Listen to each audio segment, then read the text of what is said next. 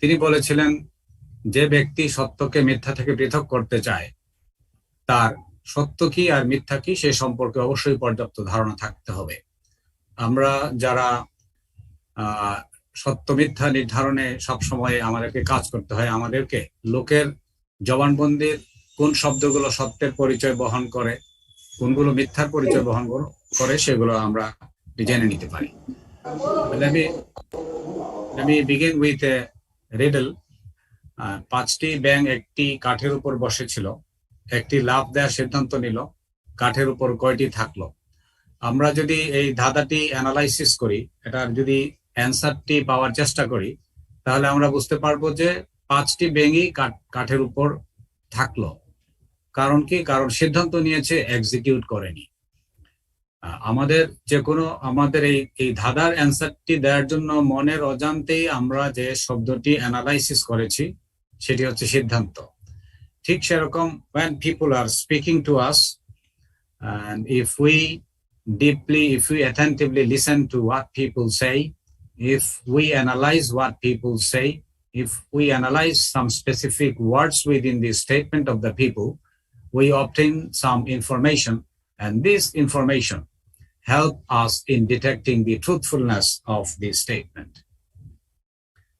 Let me begin with Prophet Sulaiman alayhi salam and two mother.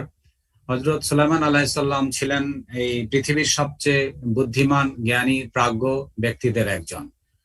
তো সুলাইমান আলাইহিস সালামের শাসনামলে একটি বাড়িতে 2জন মা থাকতো, দুজনেরই 6 মাসের 2টো পুত্র সন্তান ছিল। তো একটি মা বুঝতে পারেনি, রাতের অন্ধকারে এই কাপড়ের প্যাচটেচ খেয়ে তার বাচ্চাটি শ্বাসরুদ্ধ হয়ে মারা যায়। কিন্তু রাতের অন্ধকারেই ওই মাটি যা করে সেটি হচ্ছে যে ওই জীবিত বাচ্চাটিকে সে নিয়ে আসে আর মৃত বাচ্চাটিকে ওই মহিলার ওখানে দিয়ে দেয়। তো ওই পাশের মহিলা উঠে দেখছে যে এই বাচ্চাটি তার না, this is the dead baby. সে তখন তার বাচ্চাটিকে ফেরত চাইছে। এই বিষয়টি পাড়া প্রতিবেশী যখন নিষ্পত্তি করতে পারে নাই, তাদেরকে নিয়ে যাওয়া হয় প্রফেট সুলাইমান আলাইহিস সালামের দরবারে। প্রফেট সুলাইমান আলাইহিস সালাম কি করেছিলেন আমরা সবাই জানি। তিনি জল্লাদকে বলেছিলেন যে যেহেতু 2 মহিলাই এই বাচ্চাটিকে চাচ্ছে, এটাকে কাটো, 2 ভাগ করো, 2জনকে দিয়ে দাও। তখন আমরা সবাই এটাও জানি যে তখন এক মহিলা চিৎকার করে বলেছিল যে হুজুর, এটা তো আমার বাচ্চা না, এটা ওই মহিলার বাচ্চা, ওকে দিয়ে দেন। এটা শুনেই সুলাইমান আলাইহিস সালাম সহ বাকি সবাই বুঝতে পেরেছিলেন যে this mom is the truthful mother, because she wants that even if her baby is raised up with a different lady, he should survive in the world. এই কথাটা শুনেই সবাই বুঝতে পেরেছিল this is the truthful mother. But এখানে একটা কিন্তু থেকে যায়, হোয়াট ইফ, কি হতো যদি সেই ডিসিটফুল মাদারও একই সঙ্গে বলে উঠতো যে হুজুর, এটা তো আমার বাচ্চা না, এটা ওই মহিলার বাচ্চা, ওকে দিয়ে দেন। তখন হযরত সুলাইমান আলাইহিস সালামের পক্ষে এই বাচ্চাটিকে কেটে 2 ভাগ করার নাটক সাজানোর মাধ্যমে এই মামলাটির নিষ্পত্তি তিনি করতে পারতেন না। কিন্তু তিনি যেটি করেছিলেন, তিনি একই সঙ্গে সেই নাটকও করেছিলেন, আবার তিনি 2 মহিলার বক্তব্য অ্যানালাইসিস করেছিলেন। যখন 2 মহিলা কোর্টের 2 প্রান্তে 2জন দাঁড়ানো, তখন এক মহিলা বলছিল জীবিত বাচ্চাটি আমার আর মৃত বাচ্চাটি তোমার। সঙ্গে সঙ্গে অপর মহিলা বলে না না, মৃত বাচ্চাটি তোমার আর জীবিত বাচ্চাটি আমার। প্রফেট সুলাইমান আলাইহিস সালাম গভীরভাবে চিন্তা করলেন যে আপাত দৃষ্টিতে 2 মহিলা একই জিনিস বলছে বলে প্রতীয়মান হলেও গভীর অ্যানালাইসিস বলে দিচ্ছে তারা ভিন্ন জিনিস বলছে। প্রথম মহিলা বলছে জীবিত বাচ্চাটি দিয়ে সে শুরু করেছে, সে জানে যে সামনের বাচ্চাটি তার, এটাকে সে ফিরে পেতে চায়, মনের অজান্তে সে জীবিত বাচ্চাটার কথাই শুরুতে বলেছে। অপর মহিলা যে কিনা মৃত বাচ্চাটা দিয়ে শুরু করেছে, সে জানে যে তার বাচ্চাটি মারা গিয়েছে, সেই জন্য সে যদিও জীবিত বাচ্চাটাকে দাবি করছে, বাট ওইটাকে ঠেলে ঠেলে পিছনে পাঠিয়ে দিয়েছে। সে মনের অজান্তেই তার মৃত বাচ্চাটার কথাই আগে বলেছে। প্রফেট সুলাইমান আলাইহিস সালাম চিন্তা করলেন যে ক্রমানুসারে 2 মহিলা 2 বাচ্চার কথা বলছে, সেই ক্রমানুসারেই তাদের এই 2 বাচ্চার প্রতি তাদের আবেগ প্রকাশিত হয়েছে। তো এইভাবেই এই স্টেটমেন্ট অ্যানালাইসিসের মাধ্যমে প্রফেট সুলাইমান আলাইহিস সালাম প্রাইমারিলি বুঝতে পেরেছিলেন যে কোন মাটি সত্যবাদী। পরবর্তীতে তিনি জল্লাদ দিয়ে নাটক সাজিয়ে বিষয়টি নিশ্চিত হয়েছিলেন মাত্র। ঠিক সেইভাবে আমরা যখন লোকের জবানবন্দি শুনবো, সেটি বিশ্লেষণ করব, এটাকে বলা হয় স্টেটমেন্ট অ্যানালাইসিস। এর মাধ্যমে লোকের স্টেটমেন্টের ট্রুথফুলনেস ডিটারমিন করা যায় এবং কিছু অ্যাডিশনাল ইনফরমেশন পাওয়া যায়, সেগুলো বিচার কার্যে এবং অনুসন্ধান কাজে আমাদেরকে সাহায্য করে। গবেষণায় দেখা গিয়েছে যারা সত্য কথা বলে তাদের শব্দ চয়ন এবং কথা বলার ভঙ্গি প্রায় এক, আবার যারা মিথ্যা বলে তাদেরও শব্দ চয়ন ও কথা বলার ভঙ্গি প্রায় এক। মানুষের উচ্চারিত শব্দ বিশ্লেষণ করে সত্য মিথ্যা নিরূপণ এবং অতিরিক্ত তথ্য পাওয়ার এই কৌশলকে স্টেটমেন্ট অ্যানালাইসিস টেকনিক বলা হয়। স্টেটমেন্ট অ্যানালাইসিস টেকনিকের 4টা বেসিস আছে।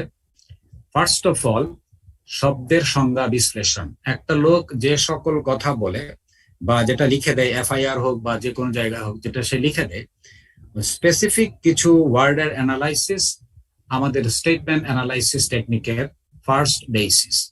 সেকেন্ড বেসিস হচ্ছে rules, researches and observations. Investigation রিসার্চাররা, সাইকোলজিস্টরা গবেষণা করে বের করেছে, দেখছে বিভিন্ন লোকের উপরে অ্যাপ্লাই করে দেখেছে যে কিছু কিছু লোকের ক্ষেত্রে, সত্যবাদী লোকের ক্ষেত্রে একই ধরনের ঘটনা ঘটে, আবার মিথ্যাবাদী লোকের ক্ষেত্রে একই ধরনের ঘটনা বা অবজারভেশন পাওয়া যায়। এই গবেষণা এবং পর্যবেক্ষণটা হচ্ছে স্টেটমেন্ট অ্যানালাইসিস টেকনিকের সেকেন্ড বেসিস। থার্ড বেসিস হচ্ছে rules of grammar, nouns, pronouns, verbs, adverbs, adjective এবং টেন্স। এই 5 ধরনের রুলস অফ গ্রামার আমাদেরকে মামলার রহস্য উদ্ঘাটনে বা বিচার কার্যে সাহায্য করে। In addition, we have to remember one formula that says people's choice of word betray with them. লোকের উচ্চারিত শব্দ তার সাথে বিশ্বাসঘাতকতা করে। আমি যখন কয়েকটি ঘটনা দিয়ে বলবো তখন বিষয়টি অনুধাবন করা সহজ হবে। এই ক্ষেত্রে আমাদের 2টা পার্টি। ফার্স্ট পার্টি হচ্ছে আমরা যারা শ্রোতা, যারা বিচার কার্য বা অনুসন্ধান কার্য করি, তারা একটা পক্ষ। আর উত্তরদাতা, he could be an accused or a victim or a witness or a complainant. For the sake of discussion, আমি এই 4টা গ্রুপকে একটি টার্ম ইউজ করে বলবো, সেটি হচ্ছে সাবজেক্ট। অর্থাৎ যার উপরে আমরা স্টেটমেন্ট অ্যানালাইসিস টেকনিকের এইটি অ্যাপ্লাই করব, he is our subject. The big picture, আমি যা বলতে চাই, স্টেটমেন্ট অ্যানালাইসিসের একটি বড় চিত্র।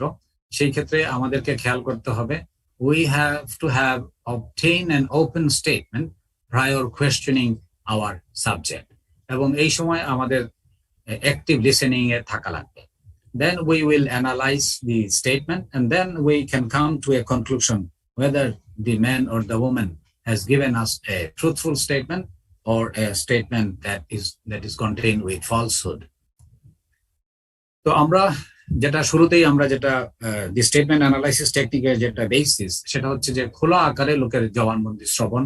সবচেয়ে ভালো হয় যদি সুযোগ থাকে কারো জবানবন্দি লিখিত আকারে নিয়ে না। তো খোলা জবানবন্দি কি? সেটা হচ্ছে সাবজেক্টকে কোনো কোয়েশ্চেন করার আগেই তার কাছ থেকে আমরা যে জবানবন্দি অর্জন করি, সেটাই হচ্ছে open statement. Open statement could be verbal, it could B A written one. তো যদি আমরা একটু জিনিসটাকে এইভাবে দেখি, আমরা যদি কাউকে বলি যে ঘটনা সম্পর্কে আপনি যা জানেন তা আমাকে বলুন, বা কি হয়েছে আমাকে বলুন, this is an example of an open statement. কেন? কারণ আমি তাকে বলি নাই ঘটনা সম্পর্কে আপনি যা জানেন তা আমাকে 10 মিনিটের মধ্যে বলেন, বা বলি নাই 20টি বাক্যের মধ্যে বলেন। যেহেতু জিনিসটাকে আমি ওপেন রাখতেছি, in terms of time and in terms of sentences, it is an open statement. Open statement নেওয়ার সময় আমরা আমাদের সাবজেক্টকে নিরবিচ্ছিন্নভাবে বলতে দিব। এই সময় কোনো কোয়েশ্চেন করব না, আমরা অ্যাক্টিভ লিসেনার হব। সে যতটুকু সময় চায় ততটুকু সময় দিব, এবং আমি যদি পূর্ব হতে সেই বিষয়ে, সেই ঘটনার বিষয়ে কিছু জেনে থাকি, তাহলে আমরা তাকে এডিট করব না। বিষয়টা অনেকটা আমাদের ফানেলের সঙ্গে আমরা তুলনা করতে পারি। ফানেল বা চুঙা, সেটা দিয়ে আমরা বড় জারিকেন থেকে ছোট জারিকেনে তেল বা পানি ধরনের জিনিসপত্র ভরি। এই ক্ষেত্রে এটা শেপটা দেখা যাচ্ছে যে শেপটা হচ্ছে, উপরিভাগটা হচ্ছে বড়, ক্রমান্বয়ে নিচের দিকে সরু হয়ে এসেছে। ঠিক সেরকম আমরা যখন কারো বক্তব্য শুনবো বা স্টেটমেন্ট অ্যানালাইসিস টেকনিকটা অ্যাপ্লাই করব, তখন তাকে বড় আকারে বলবো, কি হয়েছিল আমাকে বলুন, বা বলবো যে এই বিষয়ে আপনি যা জানেন আমাকে বলেন। Then we will give an active listening to what he or she says, and then will ask the 6 basic questions with some follow-up questions. আমরা যদি একটা লোকের জবানবন্দি শুনি বা লিখিত আকারে নিতে পারি, সেটি যদি পড়ি, অ্যানালাইসিস করি, চিন্তা ভাবনা করি, তাহলে আমি পেতে পারি কিছু সত্যবাদিতার নির্দেশক, পেতে পারি কিছু মিথ্যার নির্দেশক, পেতে পারি কিছু অ্যাডিশনাল ইনফরমেশন, পেতে পারি কিছু কনসিলড information. This is how the FBI, where I was trained, and the Western world, they obtain an open statement, they read it, they analyze that, they put some marks with the highlights, they put remarks on the right and left side, and then they go for questioning the subject. যে স্টেটমেন্টটি পেয়েছি সেটি আমরা কি কি বিষয় দেখবো, কি কি অ্যানালাইসিস করব, সেই জিনিসটা আমরা কয়েকটি জিনিস একটু দেখতে চাচ্ছি। সেটা হচ্ছে, ফার্স্ট অফ অল, জবানবন্দি বিভাজন বা বিশ্লেষণের মাধ্যমে সত্য মিথ্যা নিরূপণ করা সম্ভব। যখন কাউকে বলা হবে যে তুমি এই বিষয়ে কি জানো আমাকে বলো, তখন সে শুরুতেই মূল ঘটনার কথা বলে না। কোত্থেকে রওনা করে, কার সাথে যায়, কিভাবে রওনা করে বা কিভাবে কাজটা শুরু করে, সেটার একটা ইন্ট্রোডাক্টরি কথাবার্তা বলে। তারপরে সে মূল জিনিসটা বা মূল ঘটনাটা বলে। ঘটনাটা শেষ হয়ে যাওয়ার পরে সে কি পুলিশের কাছে যায়, নাকি ডাক্তারের কাছে যায়, নাকি তার নিজের বাসায় চলে যায়, সে কি করে সেটির একটা ডেসক্রিপশন দেয়। সুতরাং আমরা যে কোনো স্টেটমেন্টকে মূল ঘটনার পূর্বকালীন, মূল ঘটনাকালীন এবং মূল ঘটনার পরবর্তী সময়, এই 3টি ভাগে ভাগ করতে পারি। তো আমরা একটা এক্সাম্পল দিয়ে জিনিসটা ইজিলি বোঝাতে পারি। এক ভদ্রলোক, আমরা ধরে নিই তিনি ছিনতাই নামক এক ধরনের ক্রাইমের শিকার। তো তাকে বলা হলো যে কি ঘটেছিল সেটা লিখে দাও। তিনি লিখে দিয়েছেন। এবার আমি মিস অনিন্দিতাকে বলবো আপনি আমার পক্ষে এই স্টেটমেন্ট একটু পড়বেন। আমার নাম আব্দুর রউফ। আমি একজন ব্যবসায়ী। আমার বয়স 45 বছর। আমি শান্তিনগর এলাকায় থাকি। আমাকে ব্যবসার কাজে প্রায় বিভিন্ন জেলায় যেতে হয়। গত 3/3/2021 তারিখে আমাকে চট্টগ্রামে যেতে হয়। শান্তিনগরের বাসা থেকে ওই দিন ভোর অনুমান 5:30 ঘটিকায় বের হই। শান্তিনগর চৌরাস্তার মোড়ে এসে সায়দাবাদ বাস টার্মিনালে যাওয়ার জন্য একটি রিক্সা নেই। অনুমান 5:40 ঘটিকায় আরামবাগ মোড়ে পৌঁছালে হঠাৎ দেখি 3জন যুবক আমার রিক্সার দিকে দৌড়ে আসছে। তারা রিক্সার কাছে এসে ধমক দিয়ে রিক্সা ড্রাইভারকে জোর করে থামালো। বুঝতে পারলাম বিপদে পড়ে গেছি। এর মধ্যে টের পাই আমার পেটের ডান দিকে ধারালো কিছু স্পর্শ। আমাকে ওই দিন 3 ছিনতাইকারীর একজন বলল, একদম চুপ, চিৎকার করলে মারা পড়বি, যা কিছু আছে সব বাইর কর। আমি তখন চট্টগ্রাম যাবার চিন্তা বাদ দিয়ে বেঁচে থাকা কথা চিন্তা করলাম। মনে মনে আল্লাহ খোদা ডাকা শুরু করলাম। তাদেরকে মানি ব্যাগটি বের করে দিলাম। তাদের একজন বলল, তোর মোবাইল কই? আমি তখন আমার মোবাইলটিও বের করে দিলাম। তারা মানিব্যাগ ও মোবাইল নিয়ে গলির ভিতর দিয়ে দৌড়ে চলে গেল। আমি রিক্সার ড্রাইভারকে বললাম, রিক্সা ঘুরাও, বাসায় যে তোমার ভাড়া দেবো। বাসায় গিয়ে আমার স্ত্রীর নিকট থেকে টাকা নিয়ে রিক্সা ভাড়া পরিশোধ করলাম। আমি ছিনতাইয়ের ঘটনাটি আমার স্ত্রীকে বললাম। সে ভয়ে কেঁদে দিল। Thank you. So this is an open statement by a man who is a victim of a robbery. তো এক্ষেত্রে আমরা এটা যদি আমরা অ্যানালাইসিস করি তাহলে আমরা বুঝতে পারি লোকটি যখন বলে যে অনুমান 5:40 ঘটিকায় আরামবাগ মোড়ে পৌঁছালে হঠাৎ দেখি 3জন যুবক আমার রিক্সার দিকে দৌড়ে আসছে, তখন আমরা বুঝতে পারি সে আমাদেরকে বলতে চায় যে সে একটি বিপদের সম্মুখীন হতে যাচ্ছে। সেই জন্য এই অনুমান 5:40 ঘটিকা এই জায়গা থেকেই সে ছিনতাইয়ের ঘটনার বর্ণনা শুরু করছে। সে যখন নিচের দিকে বলে যে তারা মানিব্যাগ ও মোবাইল নিয়ে গলির ভিতর দিয়ে দৌড়ে চলে গেল, এতটুকুই পর্যন্ত ছিনতাইয়ের ঘটনার বর্ণনা। তারপরে যা বলছে সেটি ছিনতাইয়ের সঙ্গে সম্পর্কিত নয়, সেটি ছিনতাই পরবর্তী ঘটনার সাথে সম্পর্কিত। সেজন্য আমরা এই স্টেটমেন্টটাকে এই 3টি ভাগে ভাগ করতে পারি: পূর্বকালীন, ঘটনাকালীন এবং মূল ঘটনার পরবর্তী সময়ের বর্ণনা। ইনভেস্টিগেশন রিসার্চাররা বলে যে একটি সত্য ঘটনার বর্ণনায় মূল ঘটনাকালীন অংশের বর্ণনাই থাকবে বেশি, 50% বা তার চাইতে বেশি।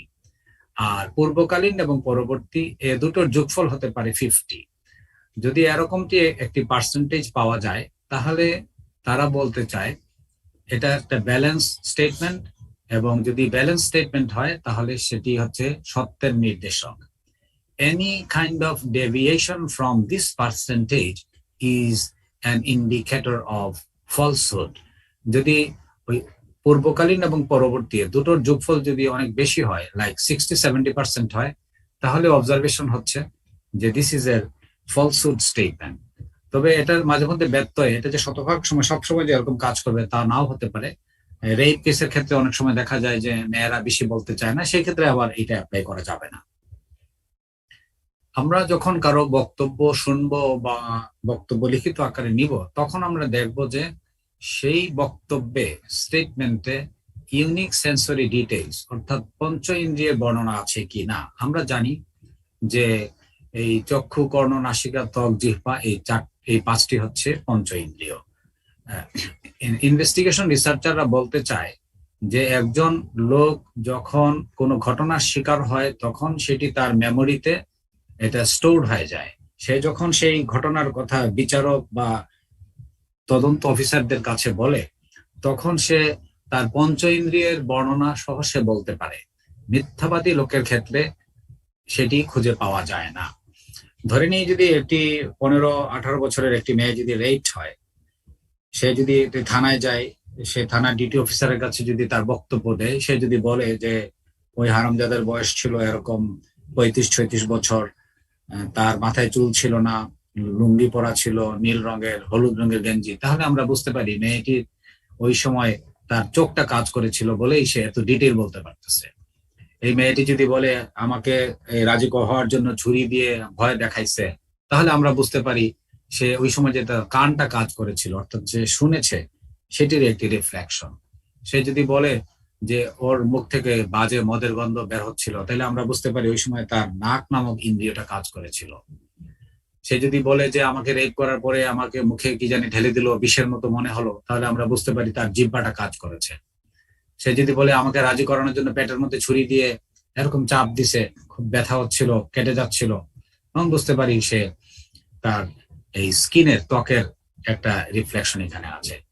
এর বিপরীতে মিথ্যাবাদী লোক যদি যখন মিথ্যা বলে, তখন তার বক্তব্যে পঞ্চ ইন্দ্রিয়ের মাধ্যমে ঘটনার বিস্তারিত বর্ণনা পাওয়া যায় না।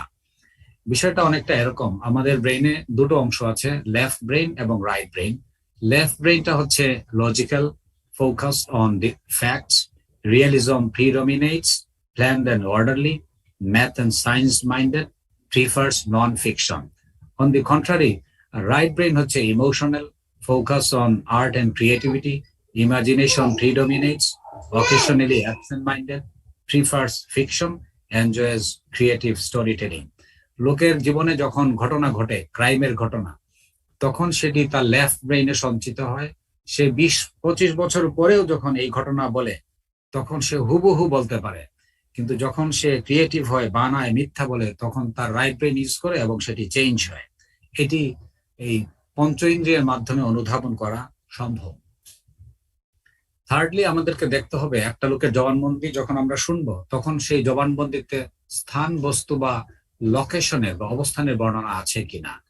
কেউ যদি বলে যে ছুরির মতো মনে হলো, তাহলে আমরা বুঝতে পারি যে সে ছুরি নামক বিষয় বস্তুটির খুব কম জায়গার মধ্যেই সে শেষ করতে চায়। কিন্তু যে ব্যক্তি সত্যই কোনো ঘটনার শিকার হয়েছে, সে দেখছে, সে আমাদেরকে সেই ছুরিটি যা ব্ল্যাক হাতলটি যে ব্ল্যাক টেপ দিয়ে মোড়ানো ছিল, সেই বিষয়টা আমাদেরকে বলতে পারবে। সেই জন্য দেখা যায় যে সত্যবাদী লোকের স্টেটমেন্টে স্থান, বস্তু, প্লেস অফ অকারেন্স, লোকেশন, সেগুলোর একটা সুস্পষ্ট বর্ণনা ফুটে ওঠে। এই বিষয়টি আবার মিথ্যাবাদী লোকের ক্ষেত্রে খুঁজে পাওয়া যায় না। আরেকটা বিষয় লক্ষণীয়, emotion is very important for the people who R concern with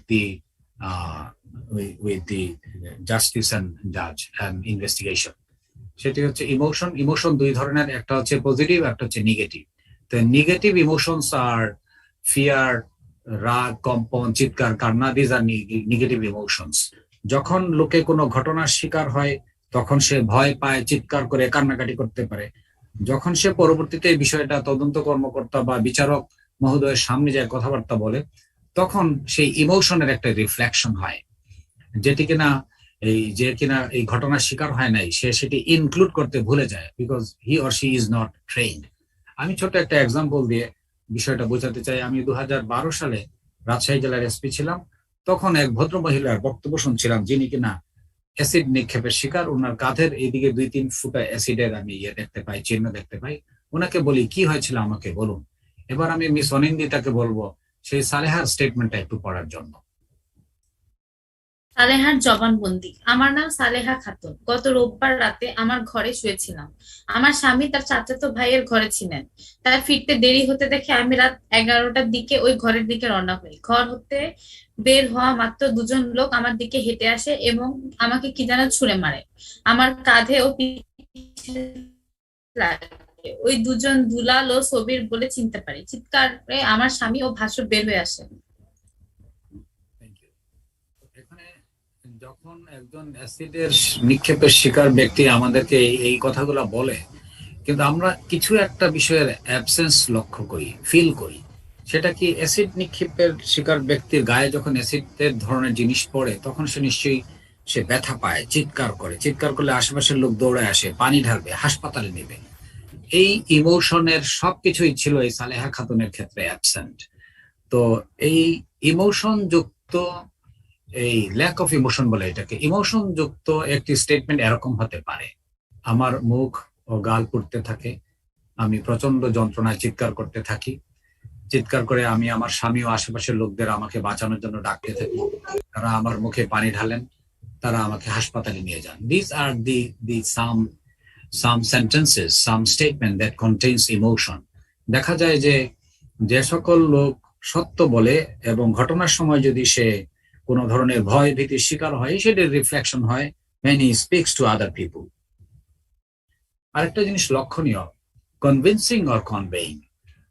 তদন্ত গবেষকেরা বলছে যে when people are convincing to us, it is an indication of telling false.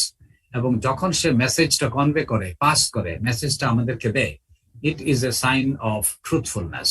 ছোট্ট একটা এক্সাম্পল দিয়ে বিষয়টা ব্যাখ্যা করা যায়। আমরা যদি কাউকে জিজ্ঞেস করি, গত রাতে তুমি কি করেছ, সে যদি বলে গত রাতে আমি পার্টিতে গিয়েছিলাম, তাহলে সে আমাদেরকে মেসেজ কনভে করলো, পাস করলো, তথ্য দিল। গত রাতে তুমি কি করেছ, এটার অ্যান্সারে কেউ যদি বলে আসলে, বলে একটু থামে, তারপরে যদি বলে গত রাতে আমি একটি পার্টিতে গিয়েছিলাম, ইট মিনস সে আমাকে কনভিন্স করার চেষ্টা করছে। যখন লোকে কনভিন্স করার চেষ্টা করে, তখন কিছু অপ্রত্যাশিত, অপ্রাসঙ্গিক শব্দ মনের অজান্তেই ইউজ করে। সেই শব্দগুলোর মধ্যে থাকতে পারে আসলে, রিয়েলি, প্রকৃতপক্ষে, এই সকল শব্দ। এই পর্যায়ে আমরা দেখব যে একজন লোকের জবানবন্দিতে ইকুইভোকেশনস আছে কিনা। ইকুইভোকেশনস এর বাংলা হচ্ছে দ্ব্যর্থবোধক শব্দ।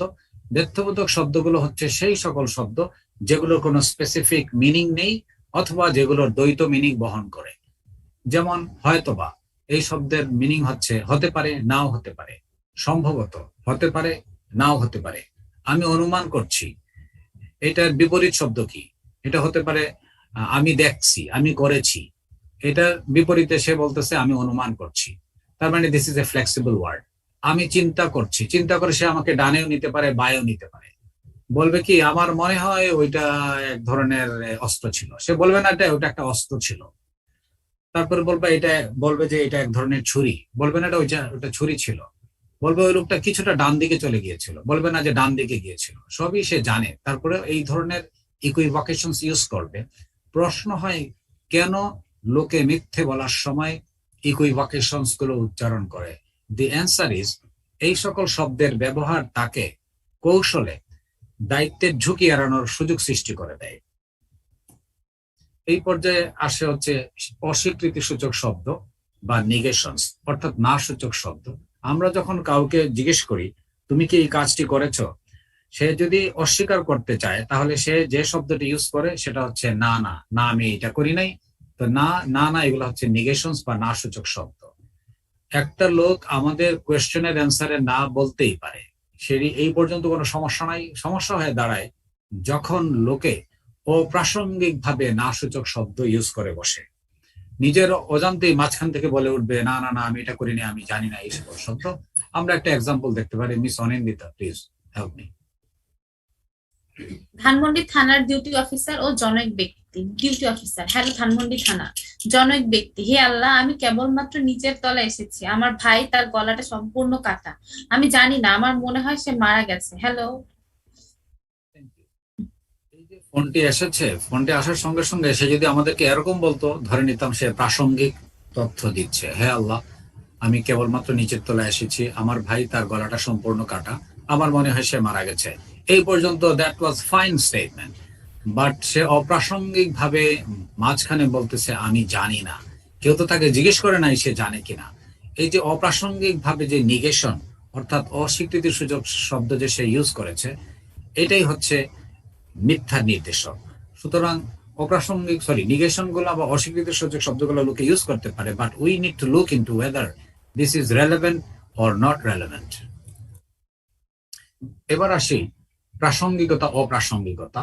দেখা যায় যে যখন লোকে আমাদের প্রশ্নের উত্তরে প্রাসঙ্গিক জবাব দিয়েছে, that is an indication of telling truth. কিন্তু যদি অপ্রাসঙ্গিক উত্তর দেয়, সেটি আমাদেরকে একটু চিন্তা ভাবনা করতে হবে, what does he is telling. আমি একজনকে কোয়েশ্চেন করলাম, তুমি কি এটা করেছো? সে বলতে পারে হ্যাঁ করেছি, বা বলতে পারে না আমি এটা করি নাই। তুমি কি এটা করেছো, এটার অ্যান্সার যদি বলে how can I do that, আমি সেটা কিভাবে করতে পারি, it does not answer my question. He has brought an extraneous information in front of me. দেখা যায় যারা মিথ্যা বলে, তারা অপ্রাসঙ্গিক উত্তরটি প্রশ্নকর্তার সামনে নিয়ে আসে। মৌখিক জবানবন্দিতে অপ্রাসঙ্গিক ইনফরমেশন পাওয়া খুবই সোজা, বাট লিখিত জবানবন্দিতে একটু কঠিন হয়। তবে দেখা যায় যে নর্মালি রিসার্চ বলে যে নর্মালি পূর্বকালীন সময়ের অংশে, একটু আগে আমরা যে 3টা সেগমেন্টে ভাগ করেছিলাম স্টেটমেন্টে, সেই স্টেটমেন্টের পূর্বকালীন অংশে এবং পরবর্তী অংশে ইররিলেভেন্ট ইনফরমেশনের বেশি বেশি বেশি থাকে।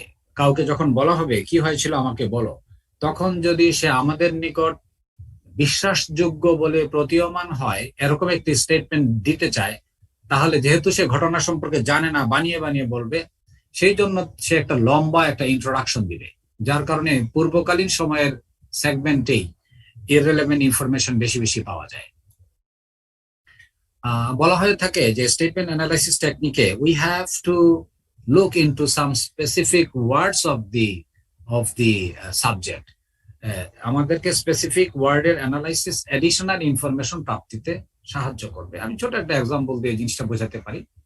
2018 সালে হিলারি ক্লিন্টনকে জিজ্ঞেস করা হয়েছিল, আপনি কি 2020 সালের ইলেকশনে দাঁড়াবো?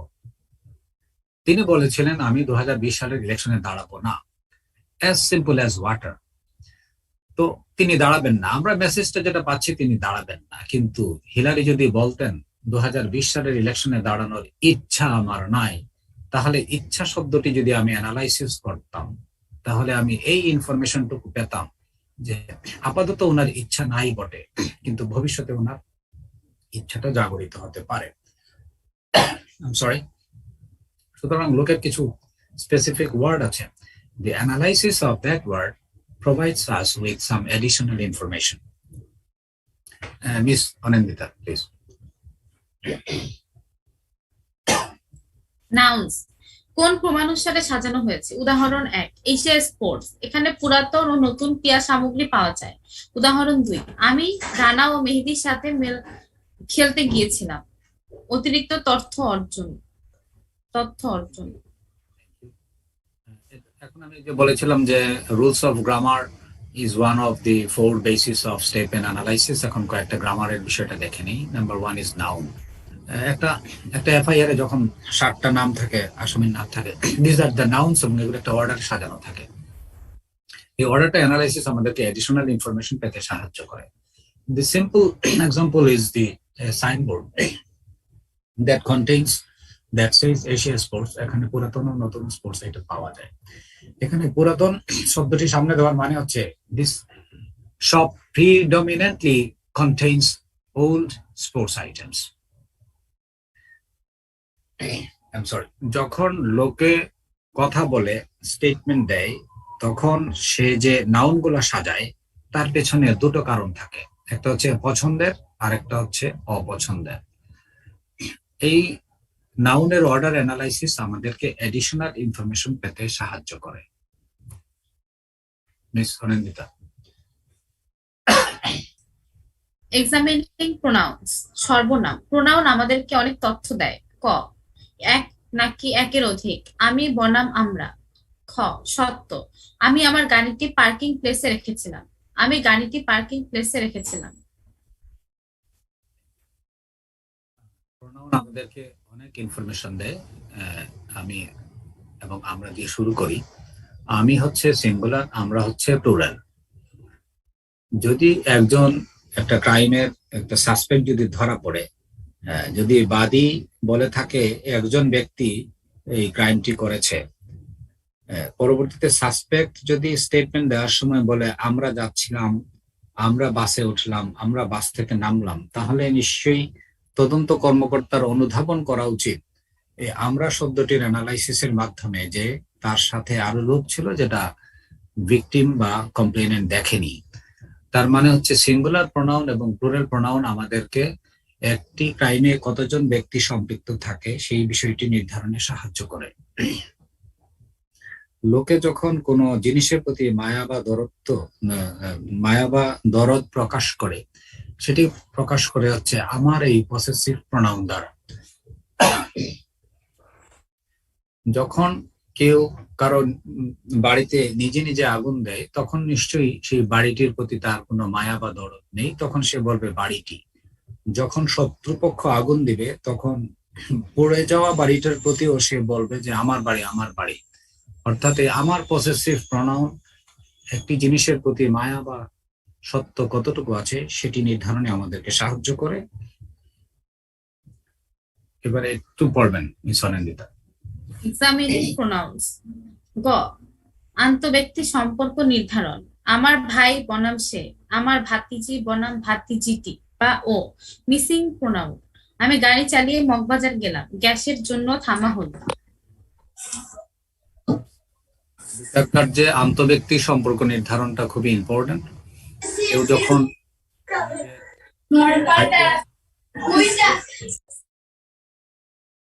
নিজের ভাইকে পছন্দ করে না, সে তখন বলবে সে। যখন নিজের ভাইকে আপন মনে করবে, তখন সে বলবে আমার ভাই, বড় ভাই, এই ধরনের কথাবার্তা বলবে। গ্রামাঞ্চলে দেখা যায় যে অনেক সময় ছেলে বা মেয়ে বাচ্চারা বংশের বড়দের দ্বারা সেক্সুয়াল হ্যারাসমেন্টের শিকার হয়।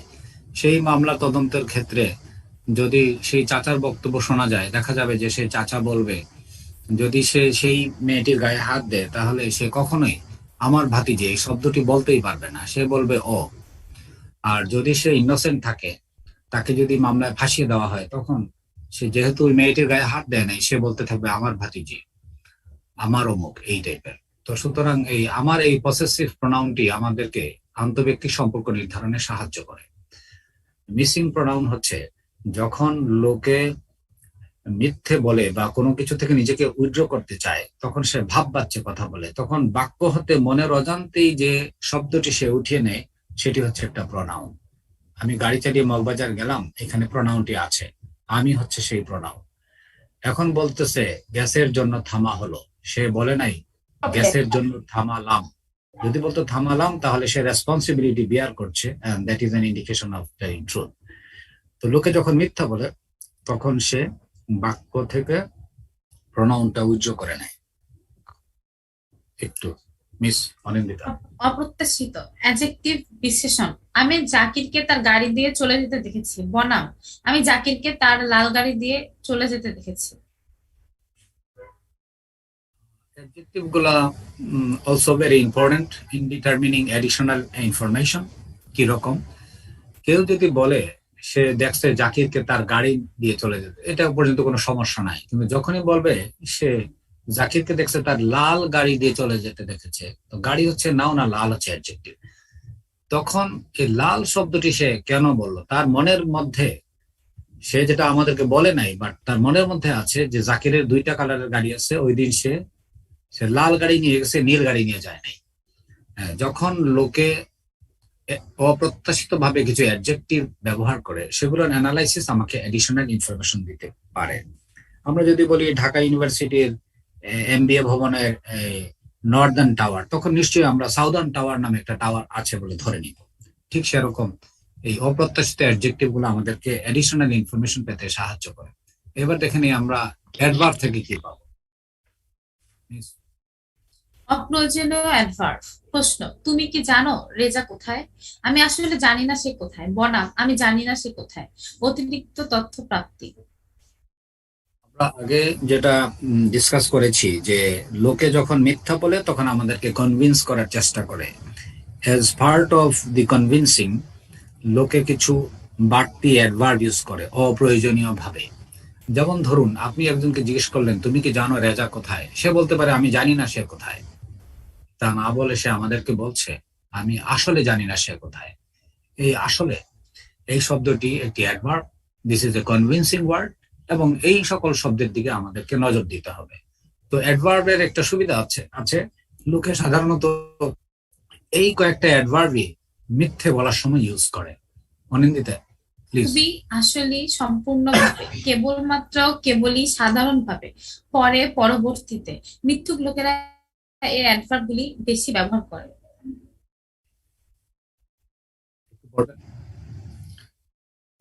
মোনার ডিকশনারির পরিবর্তন। Change in the internal dictionary. গত বৃহস্পতিবার আমি আমার গাড়িতে উঠলাম এবং গাজীপুরের দিকে ড্রাইভ করা শুরু করলাম। আমি যখন টঙ্গীর কাছাকাছি পৌঁছালাম তখন আমি আমার কারের পেছনে একটি শব্দ শুনলাম। আমি গাড়িটিকে রাস্তার সাইডে নিয়ে আসলাম। আমি কার হতে বের হয়ে দেখি একটি টায়ার ফ্ল্যাট হয়ে গেছে। আমি গাড়িটির পিছনের দিক খুললাম এবং দেখলাম স্পেয়ার টায়ারটিও ফ্ল্যাট। প্রত্যেকের মনের মধ্যে একটা ডিকশনারি আছে। প্রত্যেক মানুষের কাছে একটি বস্তুর একটা নির্ধারিত সংজ্ঞা আছে, সেটি আমাদের ব্রেইনে সেট করা থাকে। যখন আমরা সত্য বলি তখন সেই শব্দটি হুবহু একইভাবে প্রকাশিত হয়। যখন মিথ্যা বলি তখন আমরা কাছাকাছি শব্দের মধ্যে গুলিয়ে ফেলি, যেরকমটি এই লোকটি করেছে। একবার বলতেছে গাড়ি, একবার কার, আবার গাড়ি, একবার কার। এই যে সুইচ ওভার, এটাকে বলা হয় change in the internal dictionary. লোকে যখন মিথ্যা বলে তখন নর্মালি এই সকল শব্দের মধ্যে পরিবর্তন ঘটাতে পারে। অনিন্দিতা, আবার একটু পড়বেন? উদাহরণ উদাহরণ ছুরি বনাম চাকু, রিভলভার বনাম পিস্তল, দা বনাম বটি, গাড়ি বনাম কার, বন্দুক বনাম গান, সেলফোন বনাম মোবাইল ফোন, রাস্তা বনাম রোড, অসুস্থ লোকটি বনাম হত্যাকারী। মনে ডিকশনারির পরিবর্তন মিথ্যাবাদিতার নির্দেশক। একটা এক্সাম্পল দিয়ে বোঝাতে পারি যে একজন সাব ইন্সপেক্টর যদি থানা থেকে একটি 9mm পিস্তল ইস্যু করে আইন শৃঙ্খলা রক্ষার কাজে বাইরে যায়, জরুরি প্রয়োজনে right of private defence use করতে সে যদি গুলি চালায় 5 রাউন্ড, তাকে ইউনিটে ফেরত আসতে হয়, তাকে একটি প্রতিবেদন দিতে হয়, তাকে জিডি করতে হয়। এগুলা করার সময় সে যখন জিডিটা করবে বা রিপোর্টটা দিবে তখন সে পুরো স্টেটমেন্টের মধ্যে সে লিখবে, যদি 5বার যদি পিস্তল শব্দটি ব্যবহার করতে হয় সে প্রতিবারই বলবে যে পিস্তল। কিন্তু যে লোকটা পিস্তলও শুনছে, রিভলভারও শুনছে, কিন্তু কাছাকাছি কখনো দেখে নাই, তাকে যখন মিথ্যে বলার জন্য শিখিয়ে দেওয়া হবে তখন সে ভুল করে একবার রিভলভার একবার পিস্তল বলে ফেলতে পারে। এইভাবেই ইন্টারনাল ডিকশনারি পরিবর্তন ঘটতে পারে। সুতরাং ইন্টারনাল ডিকশনারি পরিবর্তনটা অবশ্য যখন আমরা শুনবো তখন এটি মনে রাখাটা ডিফিকাল্ট, বাট এটা আমরা যখন যদি কোনো লিখিত স্টেটমেন্টের মধ্যে এই ইন্টারনাল ডিকশনারির পরিবর্তনটা সহজেই খুঁজে পাওয়া যায়। Miss Anindita. Sir, examining tenses. আমি গাড়িতে বসেছিলাম। একটি লোক হেঁটে গাড়ির জানালার পাশে আসলো। সে আমার দিকে একটি পিস্তল তাক করে গাড়িতে উঠে এবং আমার গাড়ি চালাতে বলে।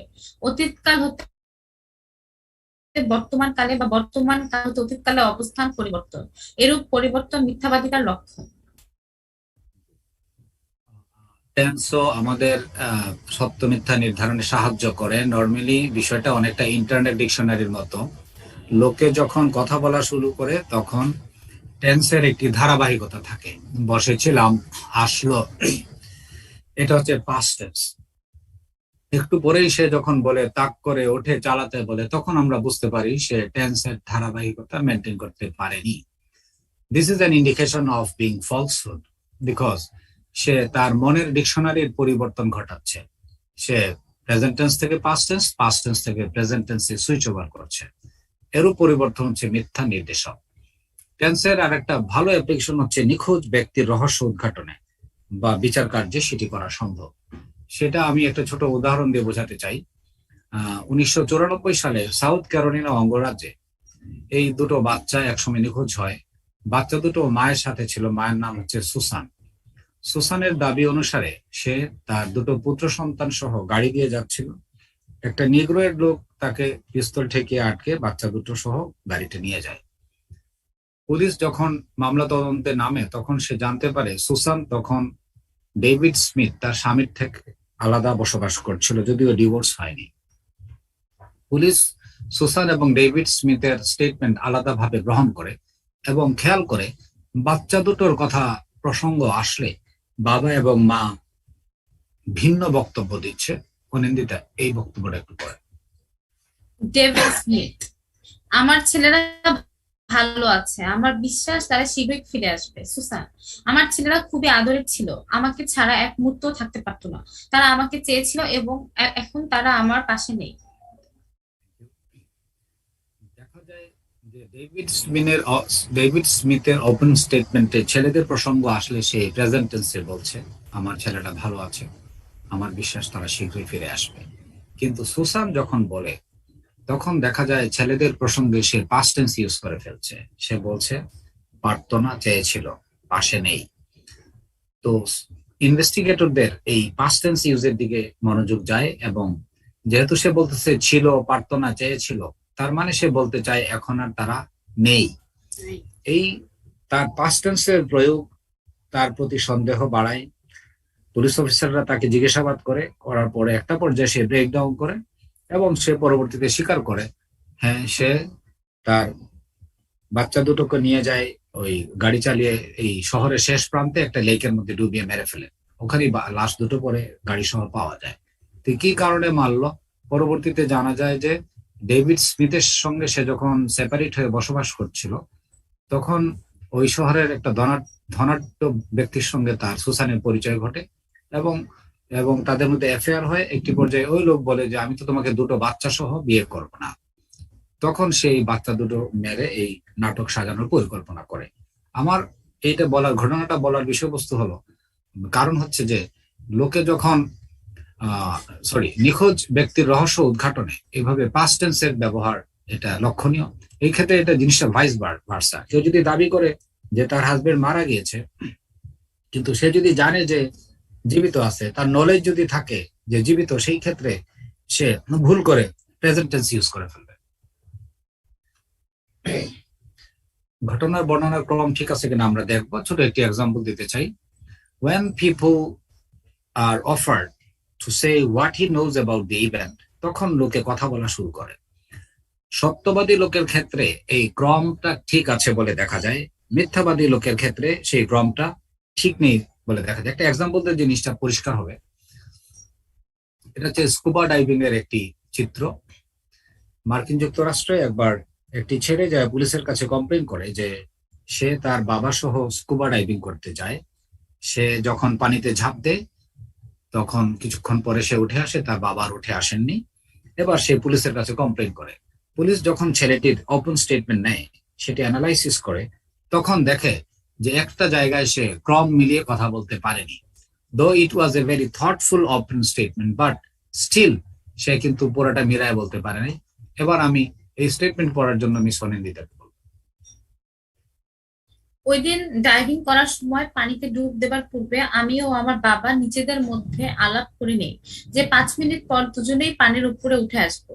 তারপর পানিতে ডুব দেই। 5 মিনিট পর আমি পানির উপরে উঠে আসি, কিন্তু বাবা উঠে আসেননি। আমি বাবার জন্য কয়েক মিনিট অপেক্ষা করি। অদূরে ওই দুজন লোক নৌকাতে বসা ছিল। আমি সাঁতার কেটে তাদের কাছে যে জিজ্ঞেস করি তারা বাবাকে দেখেছে কিনা। তারা জানায় দেখেনি। আমি বাবার খোঁজে আবার পানির নিচে যাই। অক্সিজেন ফুরিয়ে যাওয়ায় আমি পানির উপর উঠে আসতে বাধ্য হই। আমার সিলিন্ডারে 2000 পাউন্ড অক্সিজেন ছিল। আমি বাবাকে জিজ্ঞেস করি তার কতটুকু অক্সিজেন ছিল। বাবা জানান 2000 পাউন্ড অক্সিজেন আছে। তিনি, আমি ও ওই দুজন লোক মিলে আমার বাবাকে অনেকক্ষণ খোঁজাখুঁজি করি। না পেয়ে সাহায্যের জন্য উদ্ধারকারী দলকে জানাই।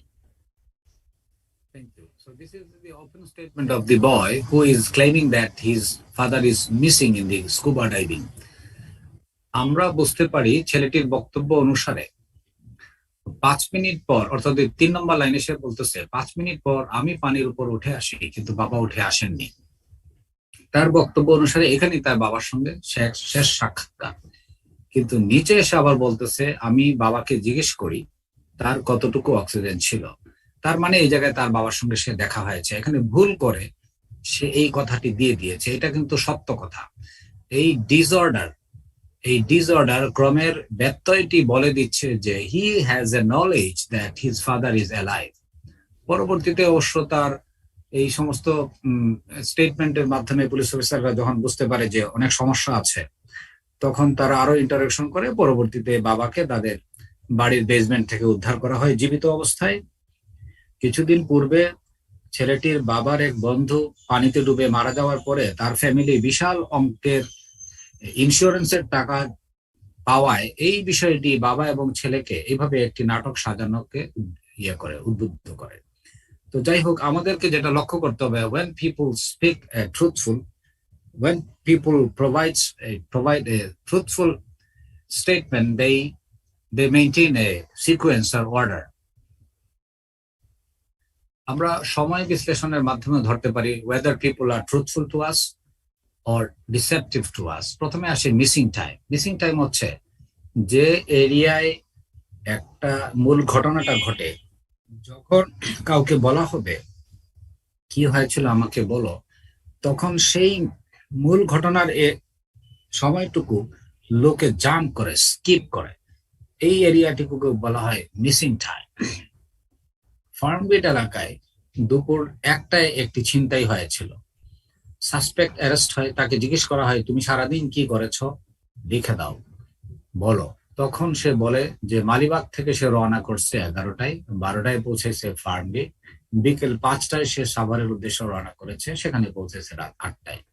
আমরা দেখতে পাই যে সে দুপুর 12টার পরে যে টাইমের কথা সে উল্লেখ করছে সেটা হচ্ছে বিকেল 5টা। এখানে যে একটা লম্বা গ্যাপ আছে, একটা স্কিপ আছে, একটা জাম্প আছে, দিস ইজ মিসিং টাইম। সেই সময় সে কোথায় ছিল, কার সাথে ছিল, কি করছিল, কিছুই আমাদেরকে বলেনি। This is A missing time area. এই ক্ষেত্রে আমাদেরকে যেটা করতে হবে, তাকে বলতে হবে তুমি দুপুর 12টা থেকে বিকেল 5টা পর্যন্ত কি কি করেছো আমাদেরকে ডিটেইল বলো। টাইম আউট অফ প্লেসটা একটু অনিন্দিত একটু পড়ে। সময় বিশ্লেষণ। Time out of place. Paltan হতে সাভারের উদ্দেশ্যে রওনা সকাল 8টা। আসাদ গেট পৌঁছা নাস্তা করলাম সকাল 10টা। সাভারের উদ্দেশ্যে রওনা সকাল 9টা। সাভার পৌঁছা সকাল 11টা। লোকে যখন মিথ্যা বলে তখন সে টাইমটা গুলিয়ে ফেলে। কেউ যদি বলে পল্টন থেকে সে সাভারে যাবে সকাল 8টায় রওনা করেছে, ভালো কথা, সে আসাদ গেট পৌঁছাইছে সকাল 10টায়। আবার বলতেছে 9টায় সে সাভারের উদ্দেশ্যে রওনা করেছে।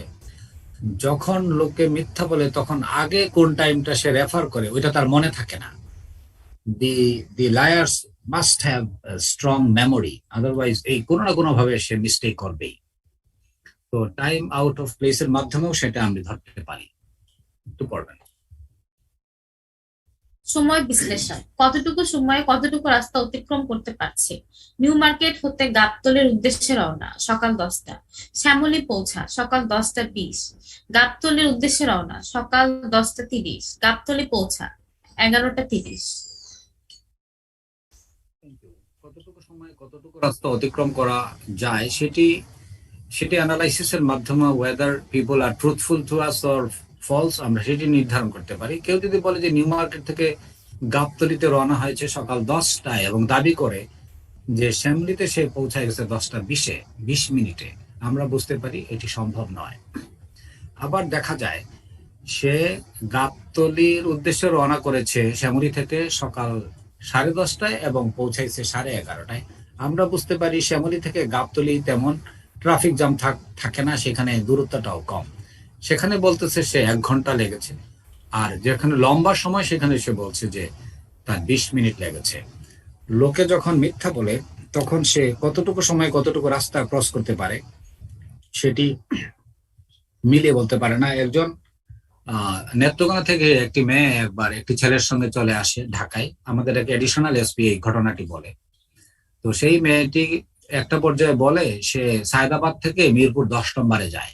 তখন সেই এডিশনাল এসপি তাকে জিজ্ঞেস করেছিল, আচ্ছা তোমার এই সায়দাবাদ থেকে মিরপুর 10 নম্বরে যেতে কতক্ষণ লেগেছিল? সে বলেছিল 20 মিনিট। তো আমরা বুঝতে পারি যে 20 মিনিটে এই রাস্তাটুকু অতিক্রম করা সম্ভব নয়।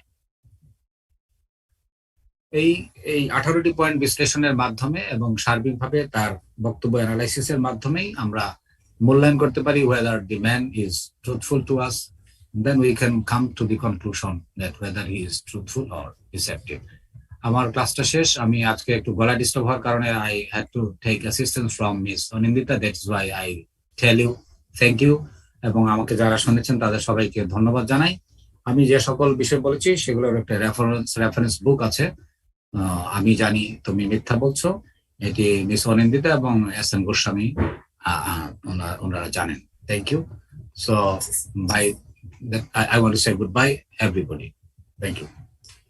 Thank you very much, sir. Your remarkable depth of understanding of the subject made the discussion an exceptionally stimulating and informative one. At this stage, I'd like to invite Jamila A. Ali, SC, Supreme Court of Guyana and Caribbean Court of Justice, and certified mediator, to discuss impasse in mediation. Good day, good morning, Assalamu alaikum, namaste. Madam Chairperson, Ms. Hassan, thank you very much for your words of introduction. Honorable Justice Muhammad Imam Ali, Mr. S.N. Goswami, Chair of BIMS, judges, mediators, lawyers, and other participants, all protocols observed.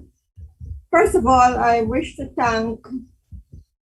thank you for the honor and privilege of inviting the topic impasse in mediation.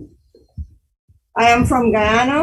It's early morning, a small country of 83,000 square miles with only about 700,000 persons. And we make up part of the Caribbean. Guyana is situated in South America, and it is an English-speaking country, recently in the news with a huge oil find operated by the US company ExxonMobil. I have a few slides to share, but my principal delivery will be orally. So could I just share?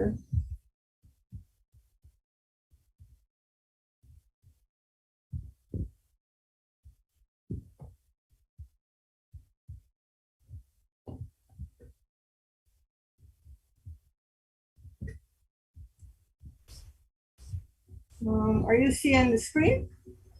Yes, ma'am. All right, thank you.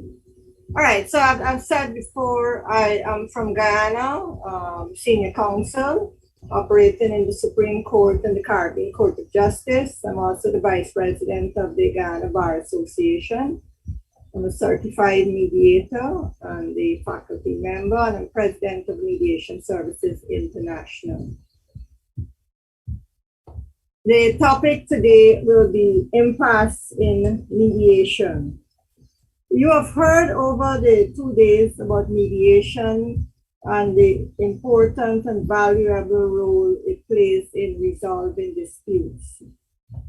Mediation reduces the lengthy delays in the hearing and conclusion of matters. It is needed to promote justice and to alleviate the sufferings of people due to the backlog of cases, and I believe that there are about in excess of 400,000 in Bangladesh. I know over the 2 days you've heard about the definition of mediation, but I just wanted to share a more detailed definition. It is the skill of a mediator, who is a person trained to act in a neutral role to assist parties with disputes, to communicate with each other by listening and sharing ideas, and to generate options in the mediation process conducted in private with the goal of parties connecting and finding their own solutions to resolve the conflicts peacefully and making the world a better place.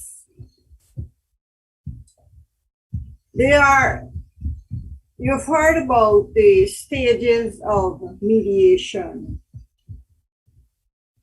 There is the pre-mediation stage, where the statement of substantive disputes are given by the parties in advance. At least that is the process in some jurisdictions. Then there's a stage where the parties, having selected the mediator, the parties get together. They're actually in the room or the place set out.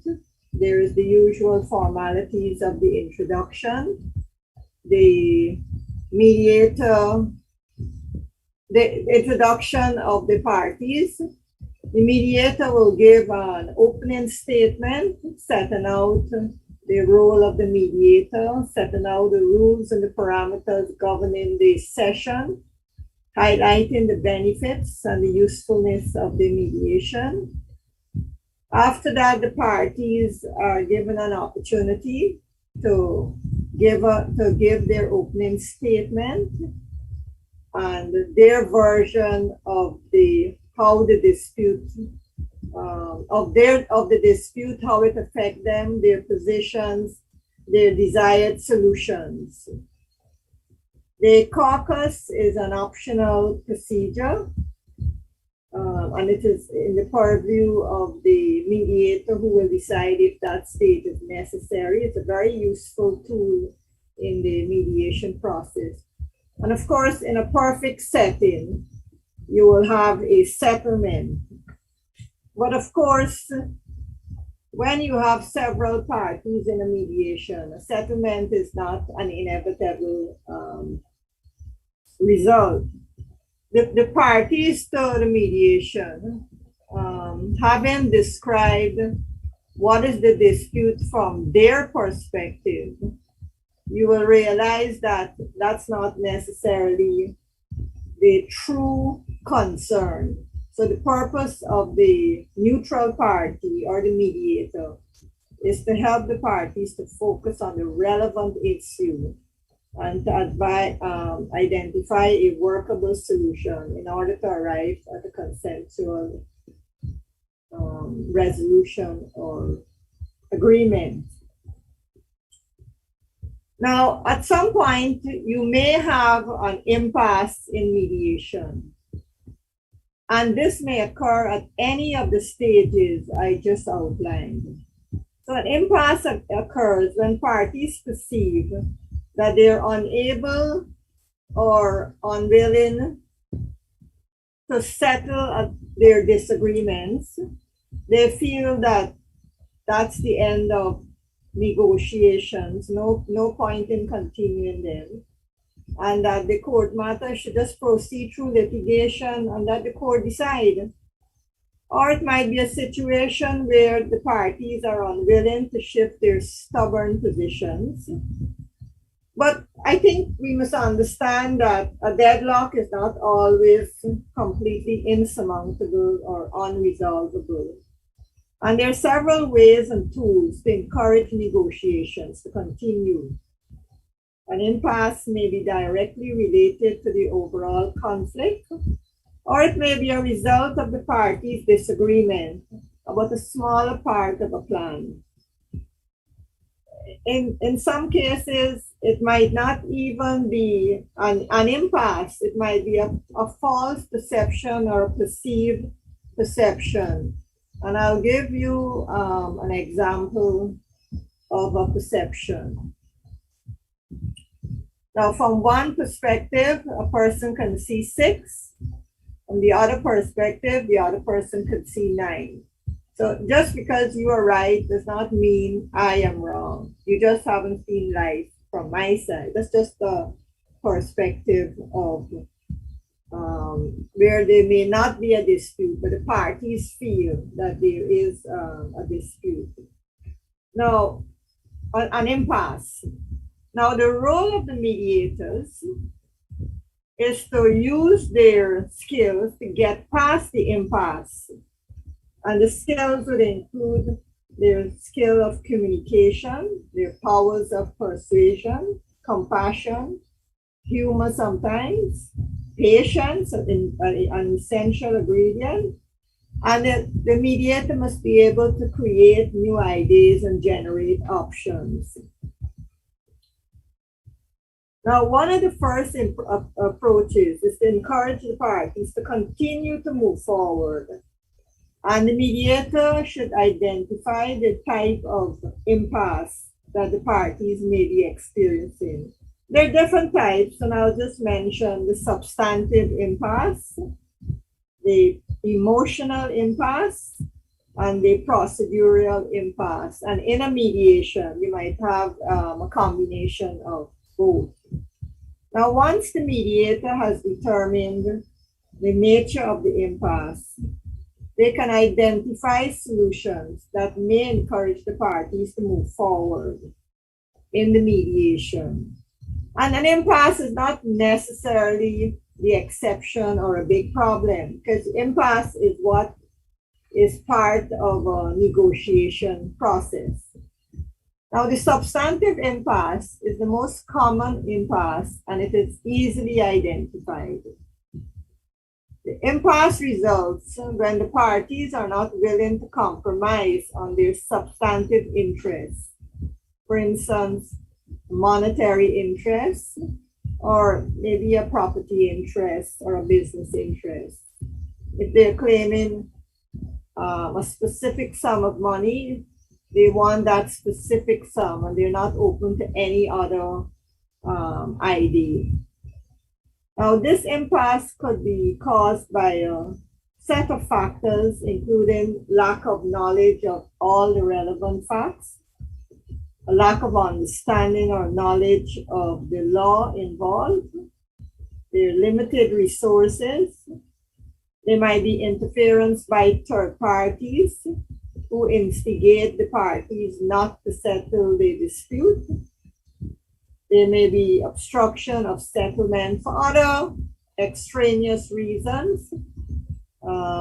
There are many cases where parties hold on to inflexible and unrealistic positions, and they ignore the realities. And it's their attitude, this adamant attitude of the parties, which is the role of the mediator to try to use their techniques to get past that impasse. An example of generating, so when a substantive impasse is detected or identified by the mediator, this requires the mediator to reframe and address the substantive issues and to generate options, create new ideas to the parties. And I'll give you an example of generating new ideas in a mediation that I did recently in Ghana. There was a claim by a father against a son for property. He was the actual paper owner. But the facts were that he had left the matrimonial home many years ago, many years ago, abandoning his wife and the children to some extent. And he had moved on, had a new life, a new family. Now, in the interim, when the children grew up, the sons grew up, they started to utilize the house. One of the sons had built a small structure, and he and his family was living in it. And the houses left by the father was being rented, and the father was in fact receiving that rental. But those houses had deteriorated, so they were no longer tenants in it. Now, so the father's position was simply he wanted the house was his own, and notwithstanding he had moved on and he hadn't been there, he wanted his property.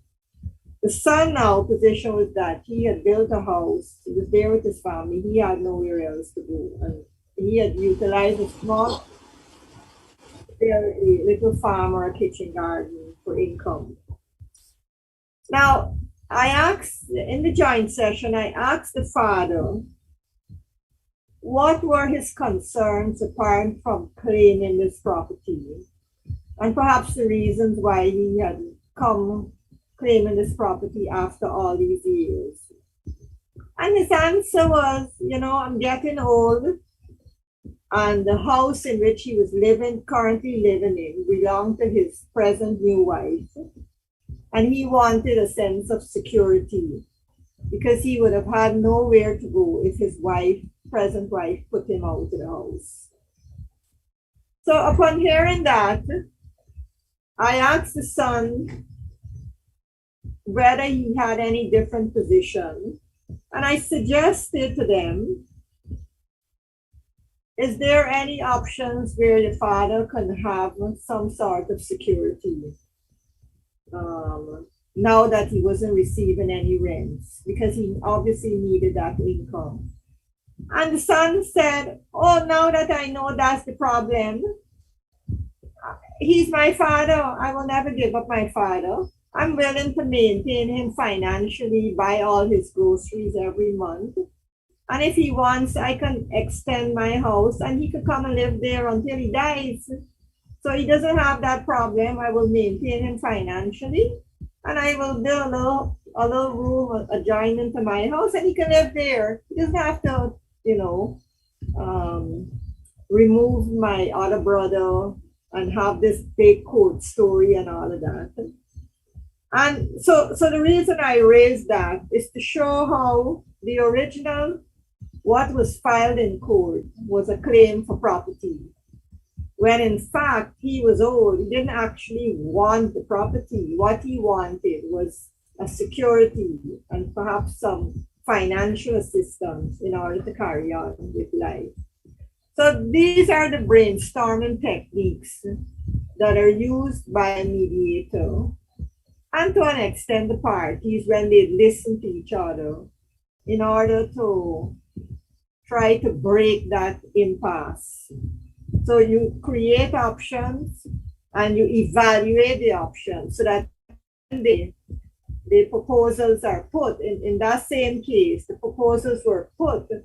Now the son, in his initial offer, he was just offering to maintain the father and to house the father. And the father's comeback was, well, what about my wife? And I had one child from that union.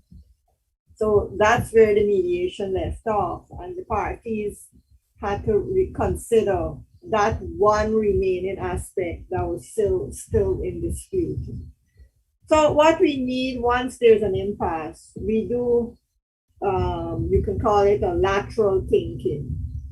And you move away from a specific legal claim or a specific legal position, and you create new ideas so that the parties you can address the real concern of the person. So it's really the role of the mediator to listen carefully to, in addition to what is the strict court claim, to what in fact is the real concern or the actual concern of the parties.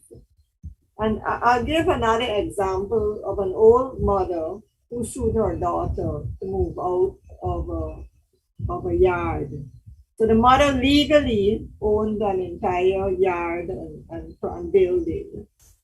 And she had given her daughter permission to build a house at the back because the yard, the property was quite big.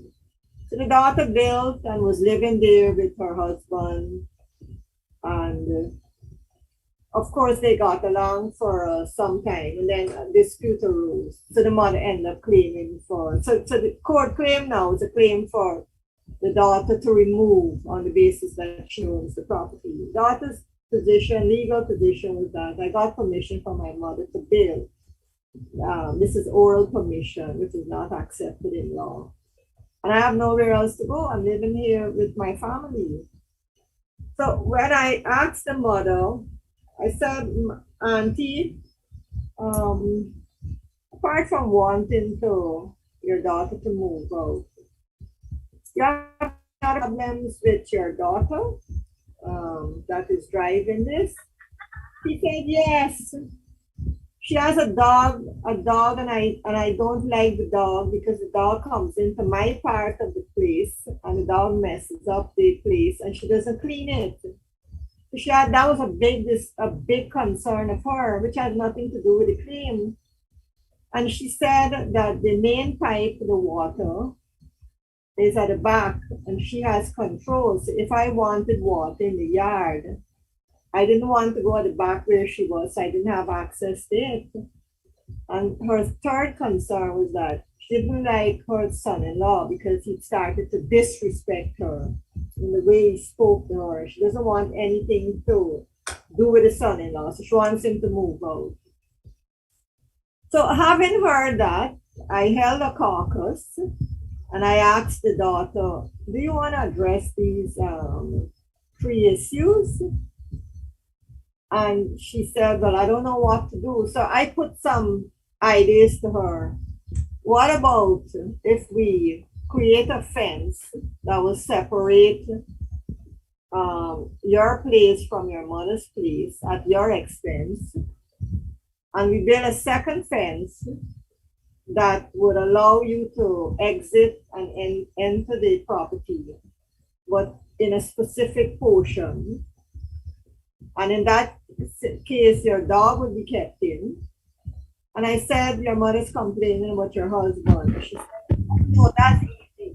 I can tell you supposed to be my mother and to her eyesight. So we had that resolved.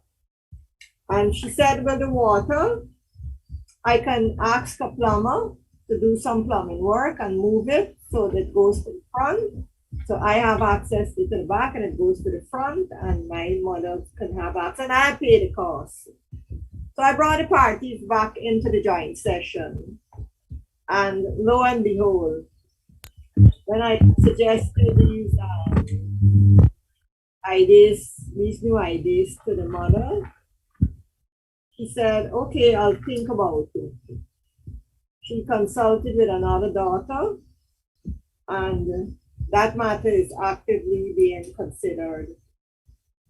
They were very receptive. So in that case, we moved from a deadlock where both parties wanted to stop the mediation because the mother's position was the only solution to this is that she must get out of this place.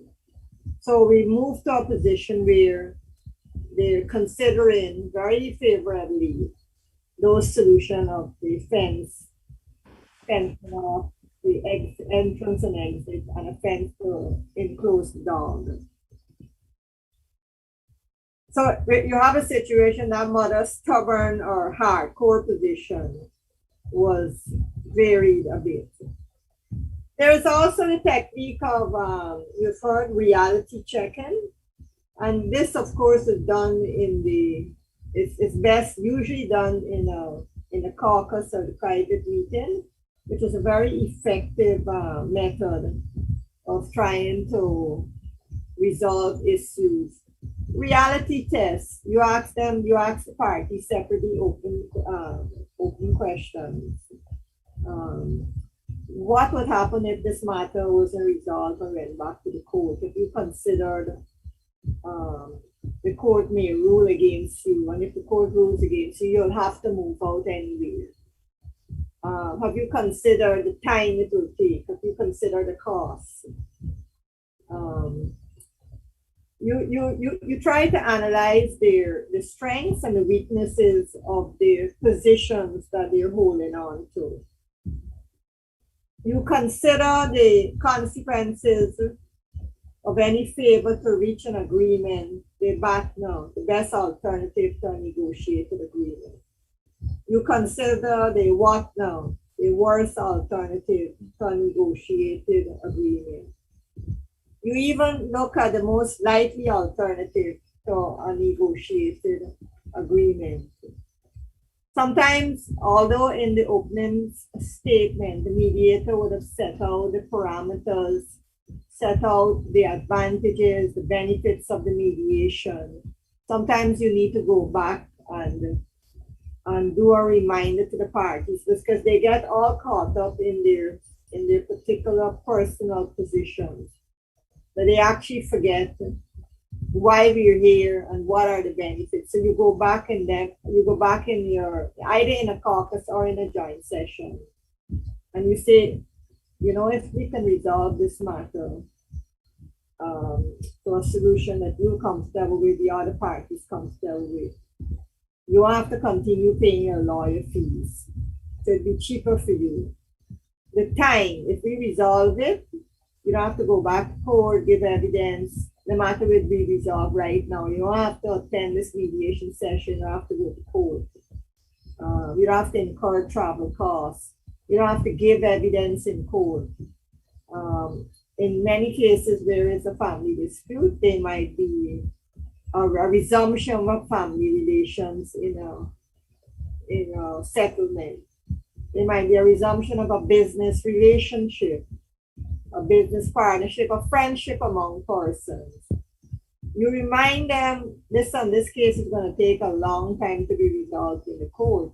Then it's not a court decision. It's not necessarily the final decision. There are higher courts that will take more time.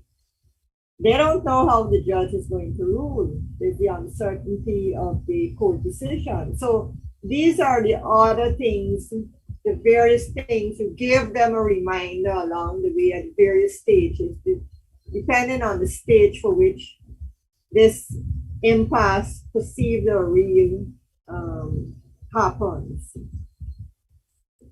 I'll give another example of a case in which I successfully used the finality and the time to resolve a matter. This is a claim by a grandmother and a mother claiming a property which is occupied by her daughter and her 3 granddaughters. Now the children accepted that the property belonged to their grandmother and mother, but they said that they'd been there long and they had nowhere else to go. It was COVID and it was difficult to go and find somewhere else. Again, I held a meet, and so we were at that impasse, and both parties said, well, we can't move forward because it's my property, I want it, they must move out, end of it. The other parties were saying, well, we can't move. So in creating an option from that fixed position, I held a private meeting with the mother who was claiming the property. And I said to her, you know, you're living abroad and there is COVID and, you know, things are not very normal. Things take longer. So for them to get a property would take a little while. I said, but more importantly, you know, if this matter is not settled, it will take maybe a year to hear the court trial. And if they do appeal, it will take maybe 2 years to hear the appeal. And then there's another tier of court, the Caribbean Court of Justice. That will take another 6 months to a year. So I say you might end up winning your case, but it might take you about 2 to 3 years to get it. Now the parties, the daughters and the granddaughters, were asking for a solution to stay 3 years in the property and before they come out. And the owner was saying 3 months. So we had this 3-year and 3-month gap. And after I went through the detailed procedure of how long it would take in the caucus for the owner to resolve the case, after persisting and being patient with the parties and going through with both of them, it was agreed that they would get 1 year to remain in the property. So at the end of the day, I was able to create a solution between the time limit of 3 years and 3 months, and it was agreed. So the parties were claiming not only 3 years, they wanted a substantial amount of money. So they eventually agreed to a year, having appealed to their sense of emotion about the appeal. The other aspect of it is when I listened to the grandmother, she said that she's holding on to her position of them coming out right away because she said her granddaughters were very disrespectful towards her. So in the caucus, I asked the granddaughters, I said, did you hear your grandmother say that you were very disrespectful? And they said, you know, yes, we did have a quarrel with her. We did raise our voice. And I said to them, you know, would you like to apologize to your grandmother? They said, no, not really, because she deserved it, and I said, listen, this is your grandmother. You're accepting that you spoke to her loud, you spoke in a very verbal, abusive way. And I think, you should consider an apology. And they said, okay.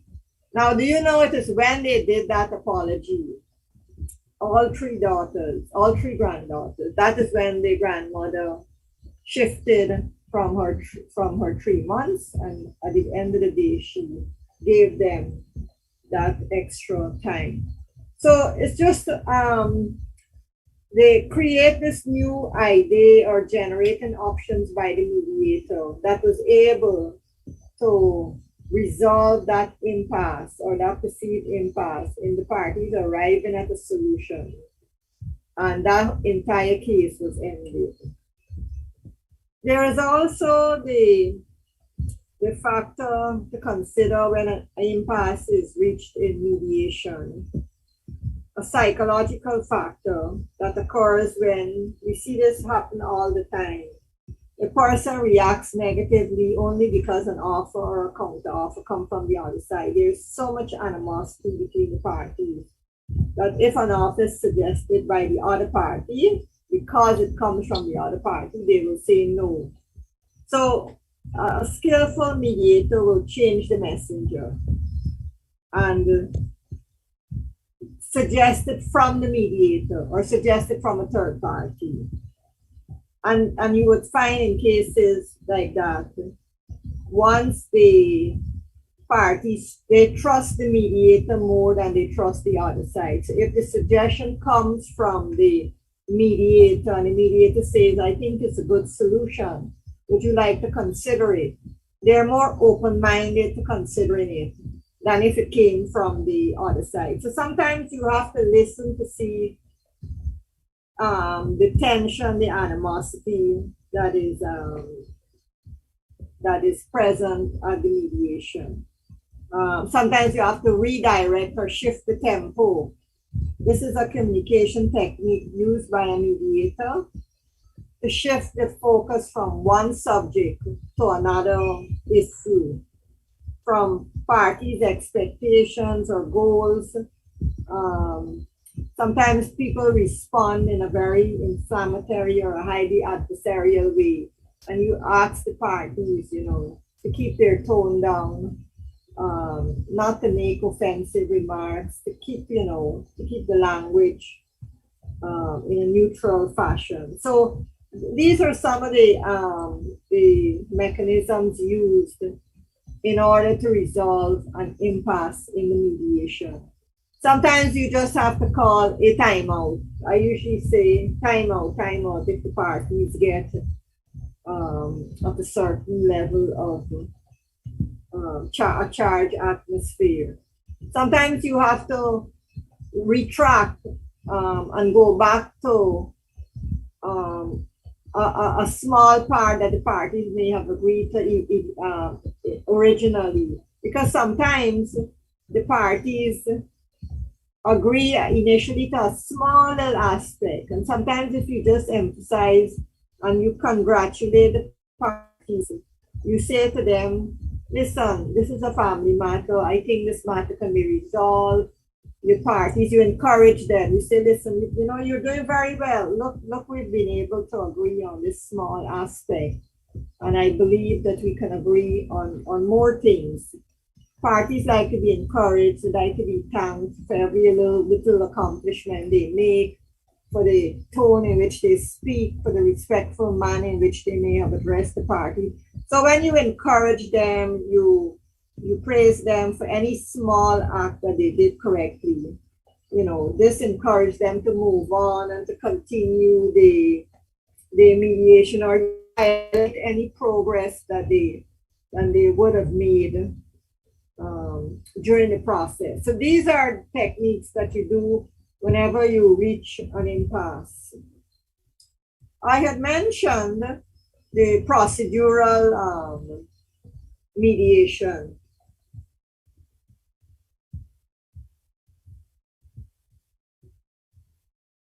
Now, this impasse occurs in the procedural. A procedural impasse occurs when either of the parties or both of them feel that the process of the mediation itself is being conducted unfairly or inappropriately.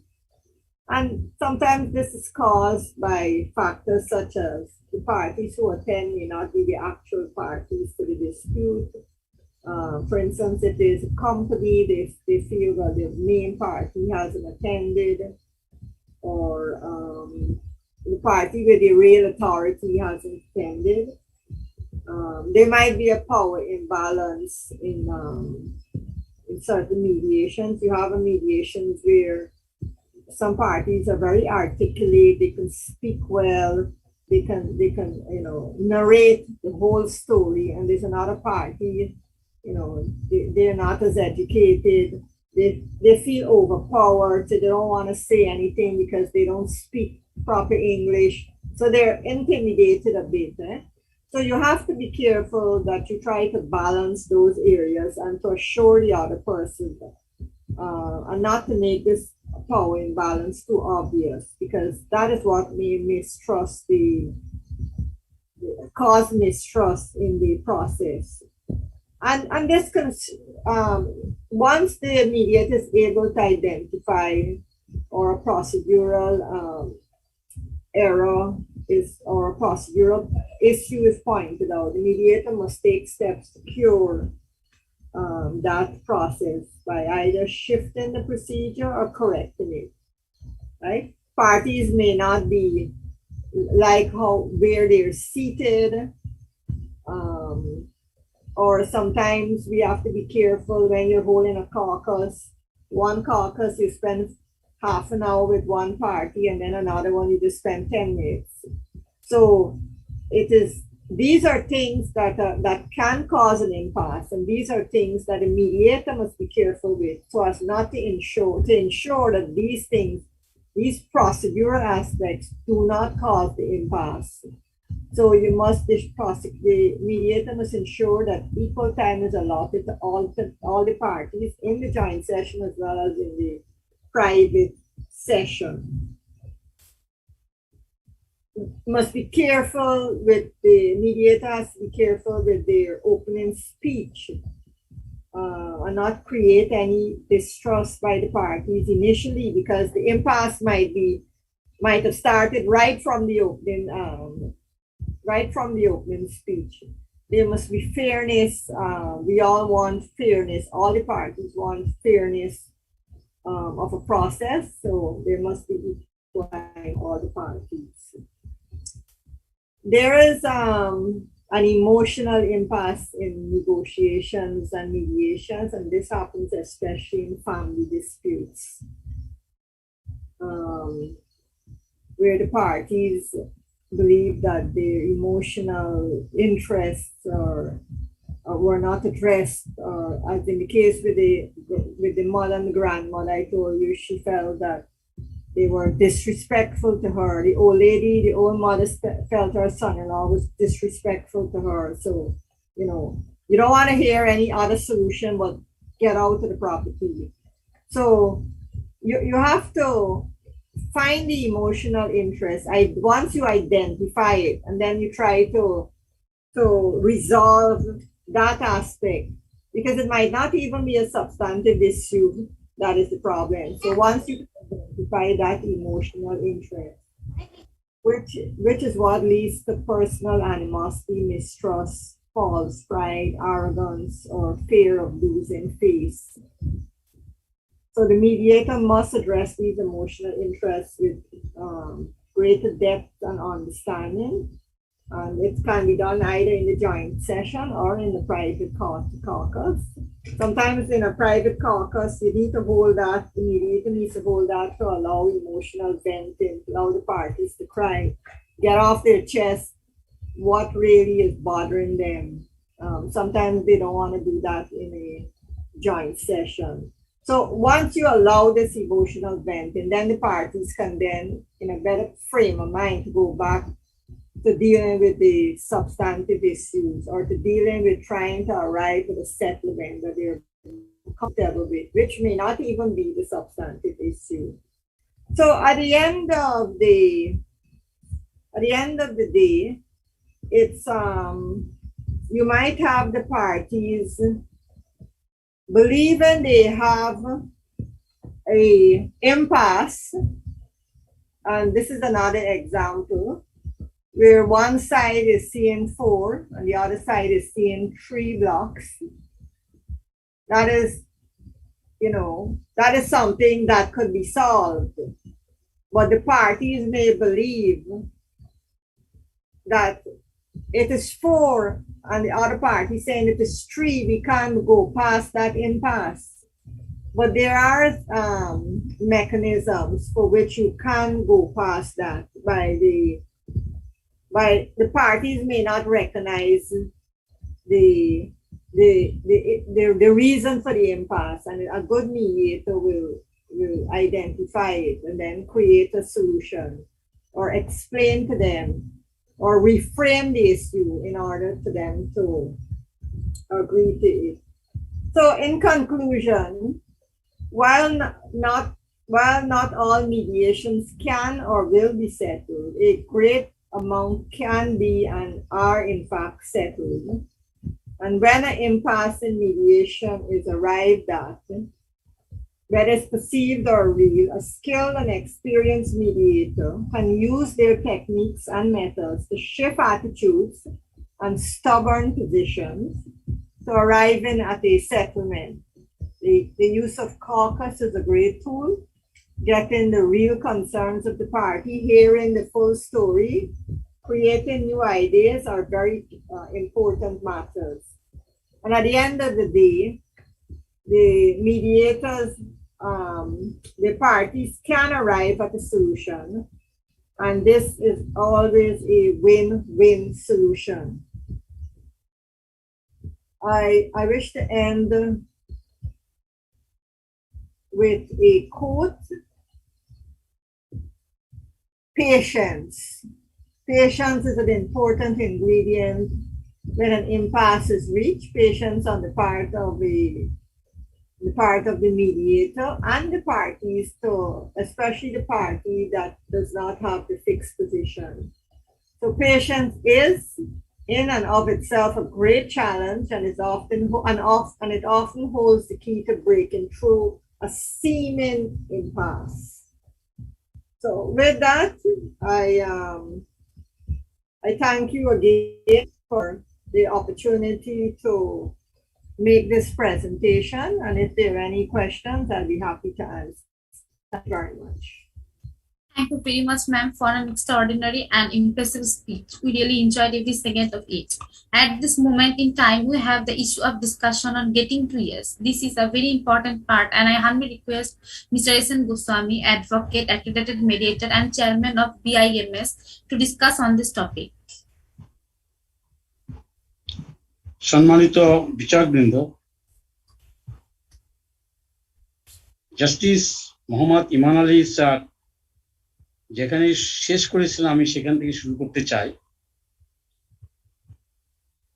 কত গভীরে প্রবেশ করলে একজন বিচারক প্রকৃত অর্থে mediation এবং mediator সম্পর্কে সম্যক ধারণা লাভ করতে পারে।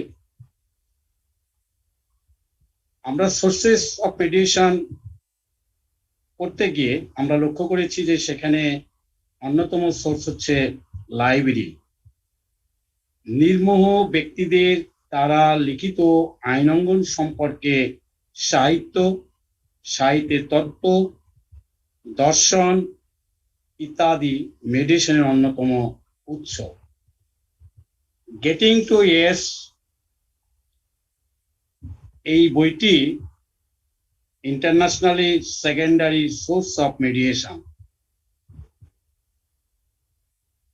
আমাদের মনে রাখতে হবে আমরা যেটা সোর্সেস অফ মিডিয়েশন বলার চেষ্টা আমরা করেছি সেটা কিন্তু ইন বাংলাদেশ, বাংলাদেশের প্রেক্ষিত।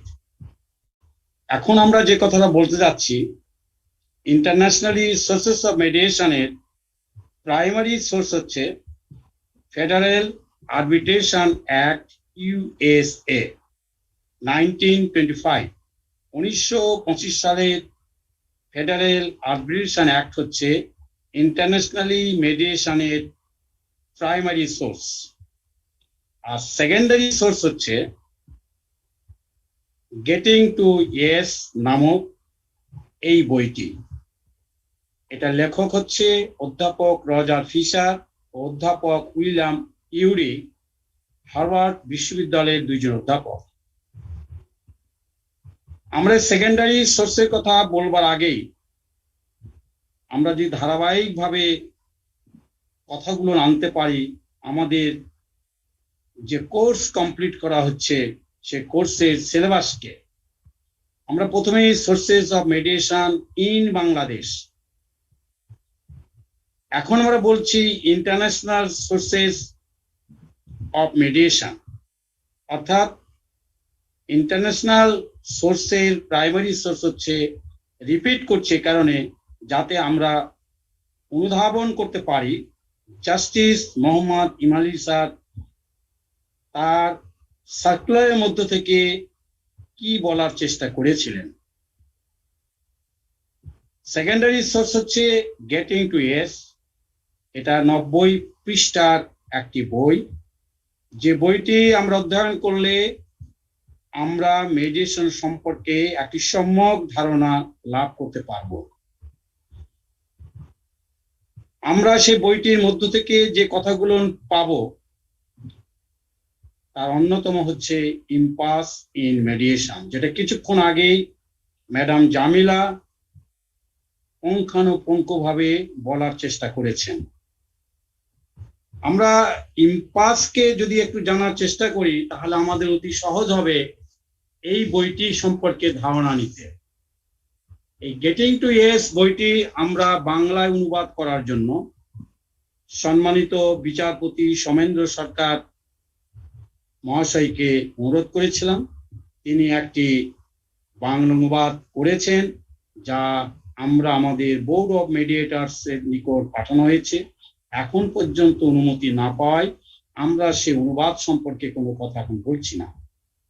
যেমন ধরুন, মেডিয়েশনের অর্থ আমরা এখন পর্যন্ত বলার চেষ্টা করি মধ্যস্থতা। অ্যাকচুয়ালি বেলস বিশ্বাস করে মধ্যস্থতা মেডিয়েশনের বাংলা প্রতিশব্দ নয়।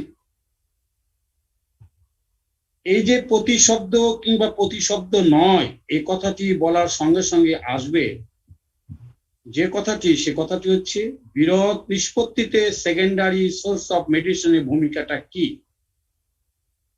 বিরোধ নিষ্পত্তিতে আমরা যদি কোট আনকোট করি তাহলে প্রথমে মাথায় রাখতে হবে সমস্যা, সমস্যা থেকে বিরোধের সৃষ্টি। আমরা গেটিং টু ইয়েস বইটিতে আমরা 5টি অধ্যায় পেয়ে থাকি।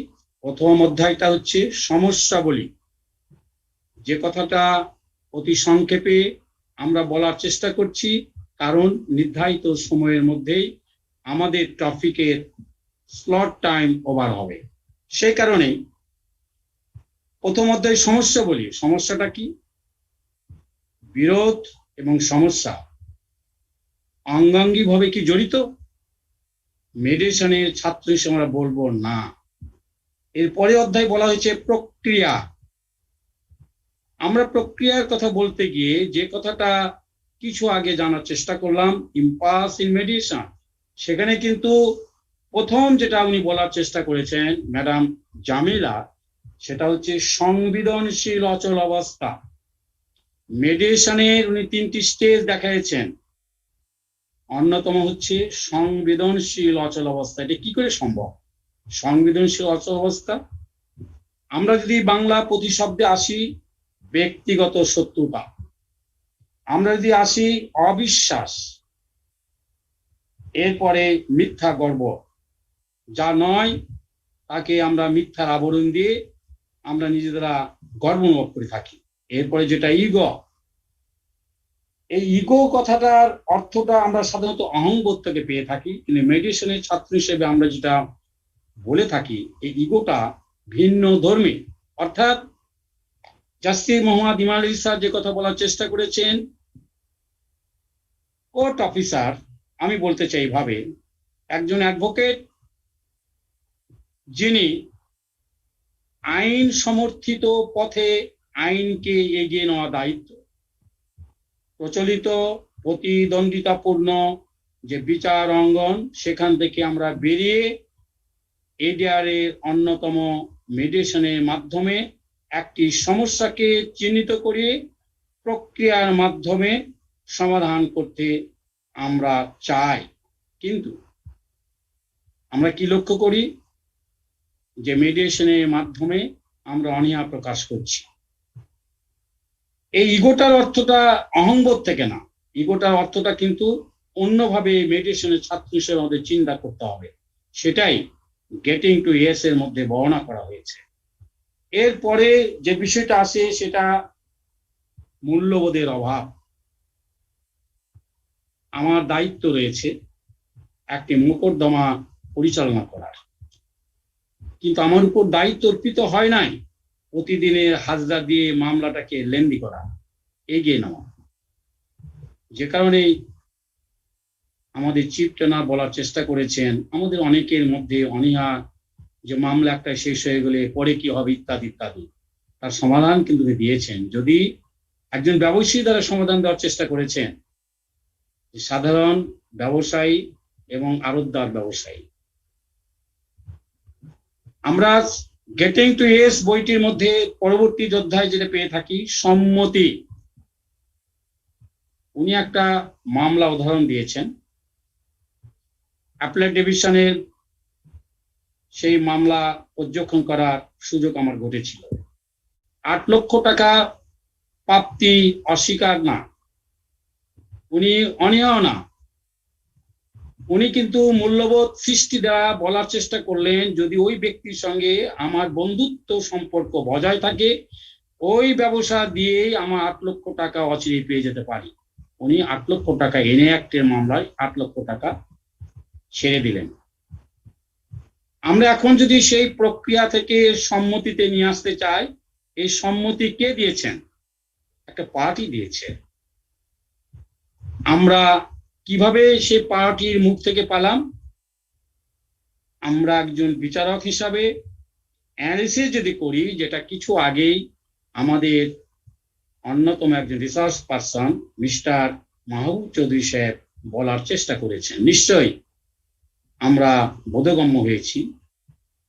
এটা মূলত একটি কথার উপর ভর করে আমরা এগিয়ে যেতে পারি। একটা পার্টি যে কথা বলছে সে কথার মূল্যায়নের মধ্যে তার সমাপ্তি ঘটতে পারে, তার সমস্যা সমাপ্তি ঘটতে পারে। মেডিয়েশনের ছাত্র হিসাবে আমরা তাই বলি, সমস্যাকে প্রথমে চিহ্নিত করতে হবে তাদের দ্বারা যারা বিরোধের মধ্যে রয়েছে। অর্থাৎ একজন পার্টি তিনি নিজেই বলবেন আমার সমস্যা এইটু। আমাদের দায়িত্বটা কি? আমরা রোল অফ মিডিয়েটর সমাপ্ত করলাম, অতি সংক্ষিপ্ত আকারে ইম্পাস ইন মেডিয়েশন সমাপ্ত করলাম, অতি সংক্ষিপ্ত আকারে অ্যানালিসিস অফ ফ্যাক্ট সমাপ্ত করলাম। এখন আমরা ইন্টারন্যাশনাল সোর্সের মধ্যে এসেছি। আমরা সেই সোর্স থেকে যে বিষয়টা জানতে পারছি, গেটিং টু ইয়েস নামক বই থেকে, সমস্যাটাকে আগে পৃথক করতে হবে নিজের কাছ থেকে। অর্থাৎ আমরা কিন্তু কিছু আগে জানার চেষ্টা করেছি, 2017-এর অ্যামেন্ডমেন্টের কথা এক বন্ধু বলেছেন, প্রিয় বিচারক বলেছেন, আমরা মিডিয়েটর ভূমিকা পালন করছি। আমরা যে সার্কুলার অনুযায়ী মেডিয়েশনের মিডিয়েটরের নাম আমরা পাওয়ার চেষ্টা করছি, ইতিমধ্যে পাওয়া গিয়েছে। ট্রেনিং এর কথা আমরা বলছি, আমরা ট্রেনিং গ্রহণ করার প্রচেষ্টা চালিয়ে যাচ্ছি, ভবিষ্যতেও ট্রেনিং চলবে। কিন্তু একজন মিডিয়েটর হিসাবে ওই যে কথাটা ইম্পাস ইন মেডিয়েশনের অহংবোধটাকে দূরে রাখতে হবে। আমি বিচারক না, যেটা জাস্টিস ইমানুয়েল স্যার বলার চেষ্টা করেছেন, একজন বিচারক হিসাবে লিগ্যাল এড অফিসার কিন্তু মেডিয়েশন সেন্টারে বসছেন না, তিনি শুনছেন। তাই বলা হচ্ছে শোনো শোনো শোনো। এখানে সমস্যাকে পৃথক করতে আমরা পারবো। আর যদি সমস্যাকে আমরা পৃথক করতে পারি, তাহলে ওই ব্যক্তির সঙ্গে একটা মূল্যবোধের পরিচয় ঘটবে।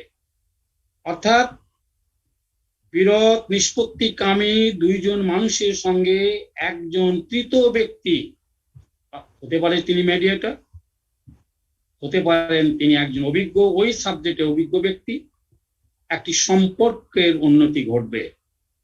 এই সম্পর্কের উন্নতির মাধ্যমে একটি প্রক্রিয়া সৃষ্টি করতে হবে নিজের মাধ্যমে। অতি সহজ। প্রথম যদি একটি সমস্যাকে মনে চিন্তা করতে পারি, কে চিন্তা করবে সেটা? একজন মেডিয়েটরকে চিন্তা করতে হবে সমস্যাটা কি, কিন্তু বলতে পারবেন না। সমস্যাটাকে চিহ্নিত করে তাদের হাতে ছেড়ে দিতে হবে। বলুন, আমি জানতে চাই আপনাদের সমস্যাটা কিভাবে সমাধান সম্ভব। তাদের ইনলাইটেন করতে হবে, তাদের উৎসাহী করতে হবে। কিসের মাধ্যমে? যোগাযোগের মাধ্যমে। কিসের যোগাযোগ? মূল্যবোধের যোগাযোগ। আর এই মূল্যবোধের যোগাযোগের মাধ্যমেই প্রক্রিয়া সৃষ্টি হতে পারে।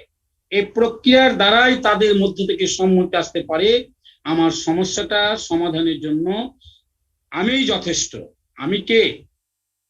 বিরোধ নিষ্পত্তিকামী ওই দুই ব্যক্তি, আপনি আমি নই, অর্থাৎ মেডিয়েটর না। তাহলে সমস্যাকে পৃথক আকারে চিহ্নিত করে প্রক্রিয়ার মাধ্যমে মূল্যবোধ প্রতিষ্ঠার দ্বারা যোগাযোগ উন্নত প্রক্রিয়াকে সৃষ্টি করে আমরা যদি তার কাছে সম্মতি নিতে পারি, তবে সেটাই হবে প্রকৃত মেডিয়েশন। অর্থাৎ ভূমিকাটা কি আমাদের? তাহলে আমাদের ভূমিকা শুধুমাত্র নার্সিং করা, কোন উপদেশ দেওয়া না। আমরা গল্প করব, ভিন্নধর্মী গল্প করব, রসাত্মক গল্প করব। সেই গল্পটাকে মাথায় কিন্তু রাখতে হবে, সমস্যাকে পৃথক প্রথমে করেছি। মনে রাখতে হবে প্রক্রিয়া কিন্তু উন্নত যোগাযোগের মাধ্যমে পৃথক করেছি। মনে রাখতে হবে মূল্যবোধকে প্রতিষ্ঠা করতে সমর্থ হচ্ছি। তবেই সম্মতি আসবে তাদের কাছ থেকে। গেটিং টু ইয়েস নামক বইটি যে secondary source of international mediation, তার অন্যতম ভিত্তি হচ্ছে মূল্যবোধ। আর মধ্যস্থকারীর যোগ্যতা সম্পর্কে আমাদের জানতে হবে। মধ্যস্থকারীর যোগ্যতা সম্পর্কে জানতে গিয়ে আমরা ওই বইটি, অর্থাৎ গেটিং টু ইয়েস নামক বইটির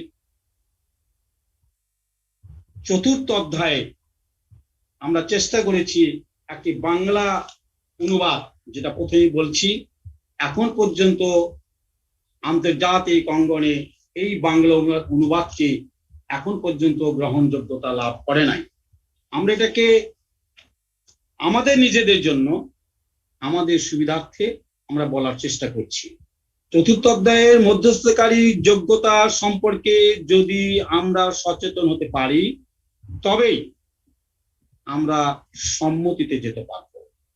আর কোন সে সম্মতি? সমস্যা সমাধানের সম্মতি। যে কথাটি আবার রিপিট করছি, জাস্টিস মোহাম্মদ ইমান আলী স্যার একটা মামলার 8 লক্ষ টাকা সম্পর্কে যেটা বললেন, পার্টি নিজেই বলেছেন আমি টাকাটা নিব না, মামলা থেকে তাকে অব্যাহতি দেওয়া হোক। এই যে সম্মতি, এই সম্মতির মধ্যে ছিল একটি মূল্যবোধ, এবং এই সম্মতির মাধ্যমে আমরা যে বিষয়টি উচ্চারণ করতে পারি জোরের সঙ্গে, এই সম্মতির দ্বারাই প্রকৃত সমস্যার সমাধান হয়েছে, বিরোধ নিষ্পত্তি হয়েছে। অর্থাৎ আমরা যদি বলতে পারি ঠিক এইভাবে, আমি আমার ভাষায় বলতে পারি, যেটা গেটিং টু ইয়েস নামক বইয়ের উপসংহারে বলা হয়েছে, তাকে আমি আমার ভাষায় নিয়ে আসার চেষ্টা করছি ঠিক এইভাবে।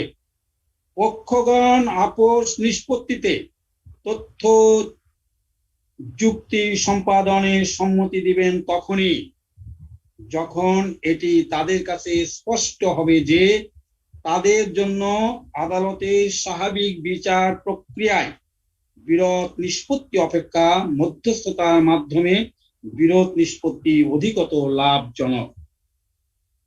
আমরা কি বলার চেষ্টা করছি?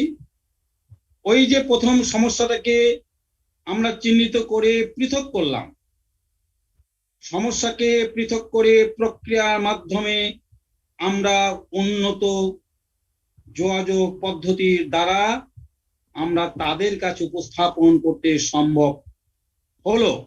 উপস্থাপন বলছি আবারও, কিন্তু উপস্থাপন কে করছে? একজন মিডিয়েটর কিন্তু উপস্থাপন করছেন না, মনে রাখতে হবে। উপস্থাপন করছেন ওই বিরোধ আসীন, বিরোধ মীমাংসাকারী ওই ব্যক্তিদ্বয়। কখন করছেন সম্মতিটা? তখনই উনি সম্মতি দিবেন যখন এটি তাদের কাছে স্পষ্ট হবে যে তাদের জন্য আদালতের স্বাভাবিক বিচার প্রক্রিয়ায় বিরোধ নিষ্পত্তি অপেক্ষা মধ্যস্থতার মাধ্যমে বিরোধ নিষ্পত্তি অধিকতর লাভজনক। এটিকেই সামনে রেখেই গত 5/8/2021 তারিখে যে গাইডলাইন আমাদের সবার জন্য দেওয়া হয়েছে, যেখানে জাস্টিস ইমানুয়েল স্যার বলার চেষ্টা করলেন এই গাইডলাইনটা সবার কাছে বিতরণ করতে হবে। একজন মিডিয়েটর, একজন লিগ্যাল এইড অফিসার তার পরিপূর্ণ আস্থা নিয়ে, বিশ্বাস নিয়ে, মমত্ববোধ নিয়ে, পরমত সহিষ্ণুতাকে নিজে ধারণ করে প্রক্রিয়াকে উন্নত প্রযুক্তির মাধ্যমে ব্যবহার করে এই গাইডলাইনটা যখন আমরা বুঝাতে সক্ষম হব, আমি যদি জাস্টিস মোহাম্মদ ইমানুয়েল স্যারের কথাই বলি যে আজকে 4 লক্ষ টাকা লাভের জন্য আমি মামলা অব্যাহত রাখি, 10 বছর পরে ওই টাকার মূল্যায়ন হবে 50,000 বা 1 লাখ টাকা তার বছর। আমরা যদি বুঝাতে সক্ষম হই তাহলেই কিন্তু মিডিয়েশন সফল। আমি একটা সংজ্ঞা দিয়ে না, আমি একটি পরিসংখ্যান দিয়ে বলতে পারি যে কথাটা, সে কথাটা হচ্ছে 1995 সাল থেকে 2021 সেপ্টেম্বর সাল পর্যন্ত ইন্টারন্যাশনাল বোর্ড অফ মেডিয়েশনের সঙ্গে সম্পৃক্ত থেকে একটি ঐতিহাসিক পর্যালোচনার সংক্ষেপে বলতে চাই এইভাবে, 1530টি বিরোধ নিষ্পত্তি কার্যক্রম সমাপ্ত ঘটেছে, কোনোটাই ব্যর্থ হয় নাই। কিন্তু আমরা কিন্তু সবসময় চিন্তা করি যে মিডিয়েশন হয়তো ব্যর্থ হচ্ছে। আমরা প্রথমে যদি ধরে নিই মিডিয়েশন ব্যর্থ হবে না, তাহলে মিডিয়েশন কোনো সময় ব্যর্থ হবে না। আমরা যদি প্রথমেই ধরে নিই মিডিয়েশন ব্যর্থ হবে, সেই কুন্তির চিন্তায় যদি আমরা মহাভারতের কুন্তির চিন্তায় আসি, হে দুর্যোধন, তুমি যদি তোমার এই বিশ্বস্ততা রাখো কার প্রতি? যৌথ পরিবারের কর্তার প্রতি অর্থাৎ ভীষ্মর প্রতি, তাহলে অবশ্যই তুমি সফল কাম হবে। গান্ধারীর কথায় যদি আমরা আসি, যে সম্মতি তখনই আসবে যদি তুমি তোমার মূল্যবোধকে উচ্চারিত করতে শিখো। আর যদি পরিশেষে আমরা যদি মহাভারতে সেই কৃষ্ণের কথায় আসি, জ্ঞান অর্জন দ্বারা প্রজ্ঞাবান হয়েই আমরা কিন্তু সমাজ, আমরা কিন্তু পরিবারকে চালিত করতে পারি। সুতরাং এমন কোনো সমস্যা নেই যে সমস্যার সমাধান হতে পারে না। সেই কারণে সংক্ষেপে যে পরিসংখ্যান দিলাম, 1530টি বিচার সমাপ্ত ঘটেছে সফলতার মাধ্যমে। কি করে? আমাদের রোল অফ মেডিয়েটর যে research person doctor Kevin brown, উনি কিন্তু মিডিয়েটর, ডিফেন্সের মিডিয়েটর। এই 1530-এর অধিকাংশ হাই অফিসিয়ালদের বিরোধ ছিল। যে কথাটা প্রথম বলার চেষ্টা করেছিলাম গেটিং টু ইয়েস এর মধ্যে, সেটা হচ্ছে ইম্পাস এর মধ্যে যে কথাটা আসছে অহং, ইগো। এই ইগোটা হচ্ছে কিন্তু সাধারণ অর্থের ইগো না। এই ইগোটা কিন্তু হচ্ছে আমার মন ও মানসিকতা। আমার মন ও মানসিকতা যদি উন্নত হয়, আমি একজন মেডিটেটর হিসাবে যদি নিজকে অন্যের শত্রু না ভাবি, আমি অন্যের মতকে যদি শ্রদ্ধা করতে শিখি, তবে বিরোধে আসীন দুইজন পক্ষকে আমরা আবারও বলছি উপযুক্ত প্রক্রিয়ার মাধ্যমে বিরোধ নিষ্পত্তি সম্ভব।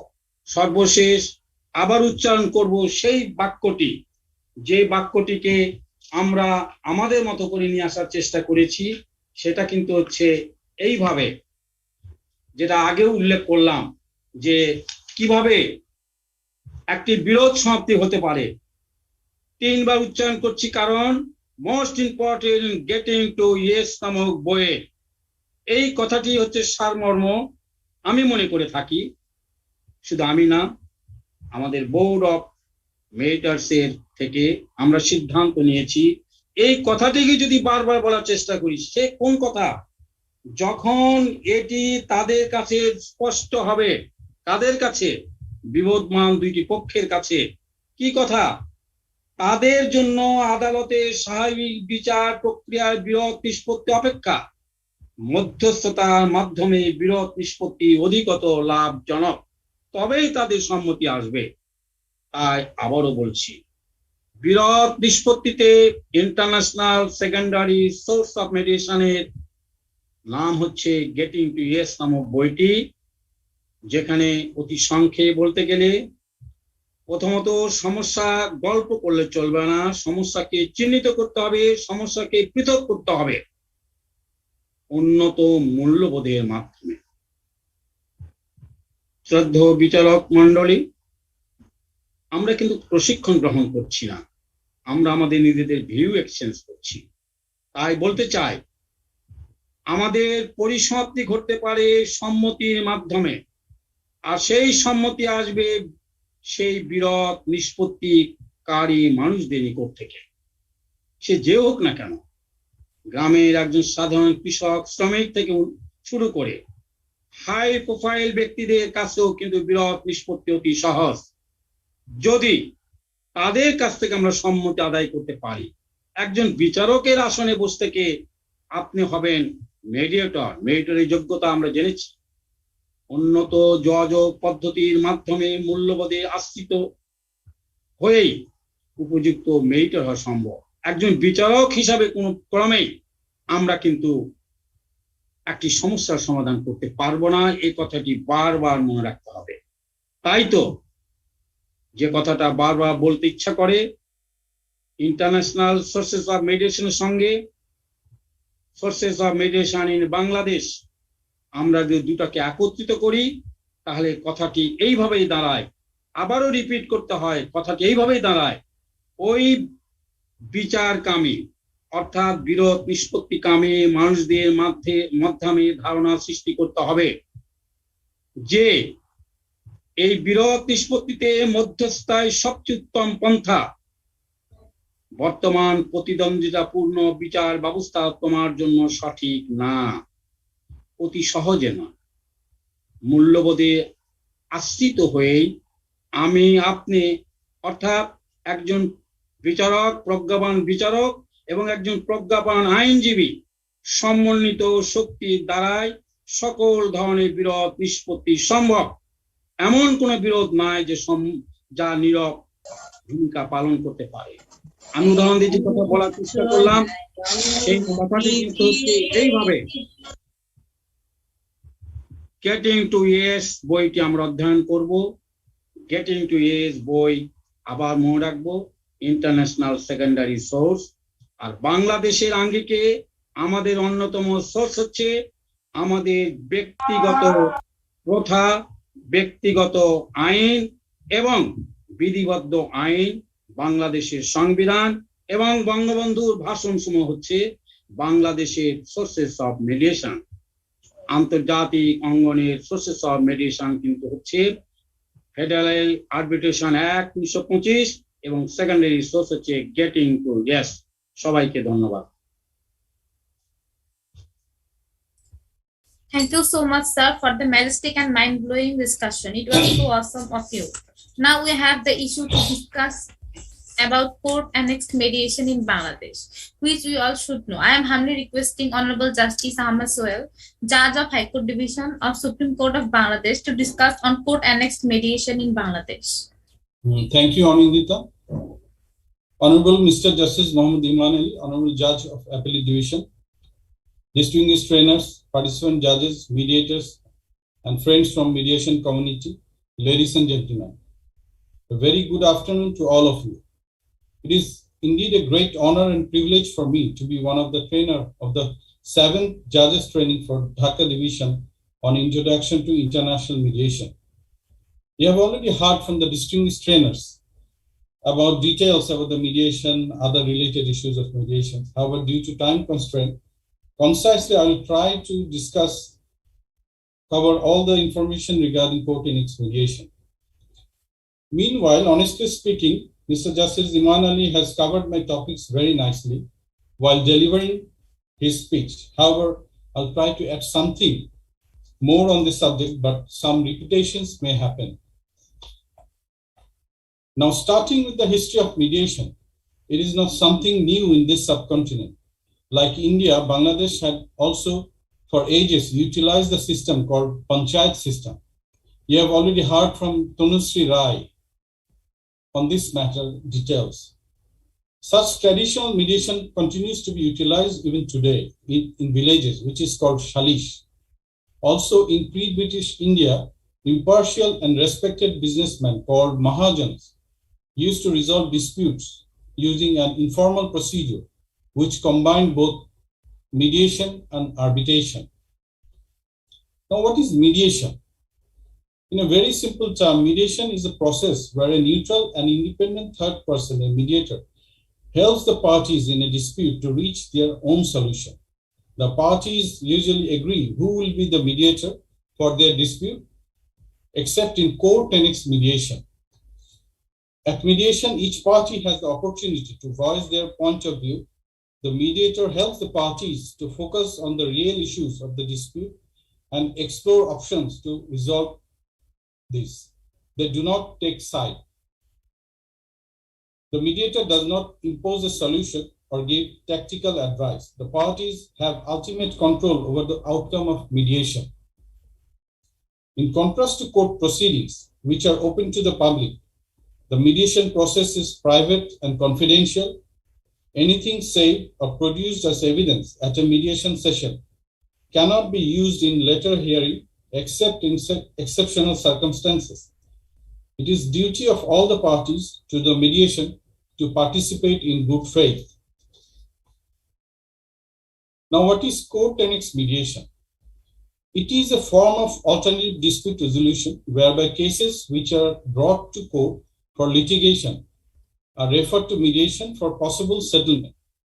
That means court tenets mediation is conducted while the cases are still pending in court. This is done by a court order. The parties can ask the court to make an order for referral, or the court may consider the case appropriate for referral. Even if the parties do not ask, the court has the power to make a referral to mediation with or without consent of the parties. For court tenets mediation, there is no charge for the mediator or use of rooms. The cost of legal representation is a responsibility of each party. You have already heard the different stages of mediation, that is mediator's opening statement, disputant's opening statement, joint session, private caucuses, joint negotiation, closure or settlement, from Mr. Kevin Brown in details. So the same procedure has been followed in court tenets mediation. So I think I do not need to discuss this in details. Mediation as an alternative dispute resolution is an equitable process which ensures easy access to justice. Now, who can be a mediator? There is no strict requirement for that. Mediators usually come from various professional backgrounds and have undergone training in mediation skills and techniques. A mediator is not an adjudicator. It is necessary that a mediator must possess certain qualities such as high standards of honesty, integrity in conduct and behavior, maintain neutrality, objectivity, and not judgmental. He must have patience, persistence, and perseverance, good communication skills, open-mindedness, and flexible in nature. In fact, a mediator works as a peacemaker, and therefore the mediators must have the above qualities. Now, what are the advantages of court tenets mediation? Is that the judges, lawyers, and litigants become participants therein in the justice delivery system. The same lawyers who appear in a case retain their briefs and continue to represent their clients before the mediators within the same setup. It is time-bound by law, less expensive, and get legal aid for mediation. It is confidential, and discussions during mediation session are without prejudice That is, what is said by you or the other party will not be used against you as evidence if your case proceeds at trial. Any settlement reached in a case that is referred for mediation during the course of litigation is required to be reduced in writing, signed by the concerned parties and filed in court for the passing of an appropriate order. A settlement reached at a pre-litigation stage is a contract which is binding and enforceable between the parties. In the event of failure to settle the dispute, the report of the mediator does not mention the reason for the failure. The report only says not settled. The mediator cannot be called upon to testify any proceeding or to disclose to the court as to what transpired during the mediation. In my opinion, mediation services under the control, guidance, and supervision of the court would have more authenticity and smooth acceptance. Therefore, court tennis mediation is affordable, efficient, effective, informal, and like win-win situation. You are aware that judiciary of Bangladesh is overburdened with nearly 4 million cases, and numbers mounting day by day during this pandemic with the institution of fresh cases. So you can easily understand the importance of mediation in our judiciary. Now, let us see the provisions relating to alternative dispute resolution in our legal system. There are a number of legislations in Bangladesh that have specifically provided for the provisions relating to ADR, particularly mediation and arbitration in civil matters, which are the Code of Civil Procedure 1908, Muslim Family Laws Ordinance 1961, Family Courts Ordinance 1985, Arbitration Act 2001, the Orthorin Adalat Ain 2003, Income Tax Ordinance 1984, the Value Added Tax Act 1991, the Customs Act 1969, the Conciliation of Disputes Municipal Areas Code Act 2004, Village Courts Act 2006, Labor Act 2006, EPZ Trade Union and Industrial Relation Act 2004, Real Estate Development and Management Act 2010. It's not possible to discuss all the legislation in this short period of time. I'll focus on few of them. First, I start with the family matters. Some family courts have been established by the Family Courts Ordinance 1985. These courts have been following the mediation procedure in disposing the cases both before and even after closing of evidence. The family court is supposed to fix a date for pre-trial hearing within 30 days after the filing of the written statement by the defendant. The court can take steps to compromise between the parties even after the closing of evidence and before pronouncing final judgment. The court execute the decree or give decision on the basis of that compromise. Now, court and mediation in civil proceedings, this is very important, which Justice Imani has discussed in details. However, I will repeat it again for the importance that you can understand the whole mediation procedure from this section. In 2003, the legislatures had amended Section 89A to 89E of the Code to introduce mediation and arbitration provision in the Code of Civil Procedure. I hope you all will go through it properly. The Amended Act of 2003 introduces the court and its mediation and arbitration as integral part of the civil proceedings in Bangladesh. However, at that time, it was discretionary power of the court to explore the scope of mediation. Later on, the Act went through another amendment in 2006 that introduced the provision of mediation even at the appellate stage as per Section 89C of the CPC. The code was amended in 2012 that made the mediation system mandatory in civil proceedings. And it was again amended in 2017 that made provision to refer the dispute or disputes to the concerned legal aid officer.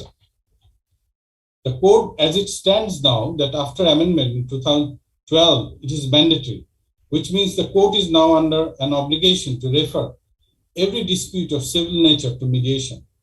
Now, after a written statement has been submitted before the court, it can itself initiate mediation proceeding or may refer the same to the concerned legal aid officer appointed under Legal Aid Act 2000, or to the engaged pleaders of the disputing parties, or to the parties themselves, or to a mediator from the mediator panel prepared by the concerned district judge under Section 89A, subsection 10 of the CPC.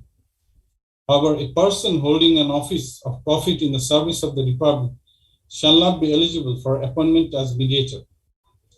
We heard from Mr. Justice Iman Ali that 50 districts have so far prepared mediator panels. I think it's a good sign and good news for mediation. Now, the main advantage and beauty of this section is that the section restricts the time frame to 60 days, within which the mediation process must be concluded. The court may, however, on its own motion or upon a joint request preferred by the parties, extend the time period for another 30 days. So in total, 90 days, plus 7 days time for passing necessary order according to Order 23, Rule 3 of the CPC. In a nutshell, what we get from Section 89A of the CPC is that the mediation process shall be confidential, and any communication made, evidence adduced, admission, statement or comment made, and conversation held between the parties, their pleaders, representatives, shall be deemed privileged and shall not be referred to and visible in evidence in any subsequent hearing of the same suit or any other proceeding. Second, the parties will always have the option to get back to the stage of normal judicial process from which the dispute has been sent for mediation. Third, in case of court-initiated mediation, the same court shall not hear and dispose of the suit if the court continues to be presided over by the same judge. Fourth, the parties will get back the entire amount of money paid as a court fees during the institution of the suit, and court will issue a certificate to that effect. Fifth, once an agreement is reached and executed by the parties, the same is considered to be final, and no party will be permitted to reopen the same either by way of fresh suit or by way of appeal or revision. Now, I'll focus on mediation in octrine matter. You know it's a special law. After amendment in 2010, Section 22 of Amendment Octrine 9 incorporated the provision of mediation almost in the same words and measures as is provided for under Section 89 of the Code. The Ain takes one step ahead of the Code in the sense that it provides for mediation provisions not only at the appellate stage, but even at the revision stage. That is according to Section 44 core of the Ain, and as well as the executing stage of the Ain, Section 38 of the Ain. And time limit for completion of mediation is 60 plus 30 days, 90 days. And court fees paid will be refunded if agreed settlement reached between the parties. So same sort of procedure in civil proceedings. Now, in Village Code Act, Section 6 core of the 2006 Act, after formation of Village Code, it shall hear both the parties and shall take initiation for conciliation between the parties. If the mediation is successful, the terms and conditions as the parties agreed upon will be incorporated in an agreement, which is to be signed by both the parties and their nominated person. After that, Village Code shall pass the order or decree accordingly. Bangladesh Labour Act Amendment 2010, as per Section 210 of the Act, provides the scope of settlement of industrial disputes through mediation. Section 22 of Arbitration Act 2001, there is a scope for mediation at any stage of arbitration proceeding with the consent of the parties. If the parties resolve the matter amicably and notify the tribunal, the arbitration tribunal shall pass an agreed hour, that is a consent hour. So in short, that is all about the civil matters. Now, let me tell you something in ADR in criminal litigation in Bangladesh. In Section 345 of the Code of Criminal Procedure, enacts provision for compromise in the compoundable offences. Section 345 subsection 1 provides the list of offences which can be compounded without the permission of the court, and section 345(2) provides the list of offences which can be compounded only with the permission of the court. Now, in this connection, I would like to refer two decisions of our appellate division. It is noted in the year of 1983, in the case of Muhammad Jainal and others versus Muhammad Rustam Ali and others, reported in 36 Jailer Appellate Division, page 240. Our former Honorable Chief Justice of Bangladesh, late Justice Badrul Haidar Chaudhry, stated that they encouraged settlement of dispute either by way of panchayat or by arbitration or by way of compromise. And if it is a criminal offense, the offense can be compounded within the limit of section 345 of the Code of Criminal Procedure. However, unfortunately, after all these long years have been elapsed, but situation regarding ADR has not been changed so far. In another recent decision, which Mr. Goswami has referred yesterday, in the case of Noor, the case of Noor Muhammad versus State, reported in 29 BLT, Appellate Division AD, page 29, our Honorable Mr. Justice Iman Ali, the chief trainer of this training session, while disposing a 35-year-old criminal case, delivered the landmark judgment where he stressed the need to solve problem through mediation in criminal matters for the compoundable offenses. In his judgment, he suggested that the judges should consider the provision of Offenders Ordinance 1960, which is applicable both in the lower court as well as in the higher court. So considering the backlog of cases, I feel it would be better that the compoundable offenses in criminal matters should be solved through mediation. Now, I'll briefly discuss the reasons which are behind for decreasing of mediation. From my point of view, I have identified some of the causes. Non-cooperation of the lawyers is already mentioned by Justice Iman Ali. And I was connected from yesterday and heard what Ms. Justice Geeta Mittal and Mr. Justice Kurian Joseph has said yesterday. They have given some important tips for the judges how to involve the lawyers in mediation, I think, which are very helpful. And it is true that most of the lawyers are not cooperative at all in resolving dispute through mediation. The reason behind such non-cooperation on part of the lawyers, we all know that they think that their case will be, they are losing their case at the disposed of through mediation at its very work, then they are going to lose their case. So I suggest that positive impressions should have to be increased among the lawyers regarding mediation by involving the Bar Council and Bar Association as well. Also, I remember with great respect the contributions and suggestion of late Mr. Abdul Motin Khosru MP, ex-law minister, who suggested to include mediation in the LLB curriculum so that the law students will be encouraged and aware about mediation from the beginning of their career.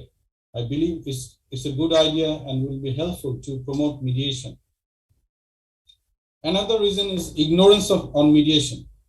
Many are misguided and deceived by their engaged leaders about the purpose and process of mediation. Absence of trained mediators is another reason for decreasing of mediation. Lack of mediation centers, which Justice Iman Ali has rightly pointed out. We have heard from Justice Iman Ali that there are 40,000 mediation centers in India, whereas we don't have any, particularly any mediation center like that. So I believe that government should take initiative to solve this problem, particularly from the Ministry of Law, Justice and Parliamentary Affairs will look into the matter. Change of mentality. Many have the preoccupied mental state that going for mediation is just wastage of time and hence do not try it for at all. Further, there is no specific law like Arbitration Act 2001 for mediation, which I feel that a statutory body should be incorporated for formulating rules, planning, and monitoring mediation, as well as for the whole area system to overcome the present problem of huge backlog of cases of our judiciary. Now, mediation under Legal Aid Act 2000, the provisions relating to ADR incorporated into the Legal Aid Act in 2013 by inserting Section 21A to the Act. Rules 4 to 17 of the Legal Aid Rules mention the ADR provisions in the form of mediation and empower the legal aid officer appointed under Section 21A subsection 1 to act as mediator in cases of disputes that come to him either in the form of application for legal advice or by reference by any competent court or tribunal. Now, I have some suggestions for promoting mediation in connection with the legal aid matters and other aspects, which are as follows. There is a confusion among the common people about the legal aid officer working as a mediator. The fact of his being a judicial officer should be circulated to the common people properly to avoid this type of confusion. Second, the legal aid officer needs to sit in a separate session with the disputing parties during the mediation. He needs a secure room with the privacy and necessary sitting arrangements.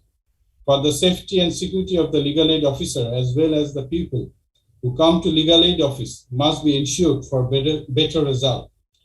And I'm happy to know that District Judge Naga mentioned that he has arranged 5 rooms for legal aid office.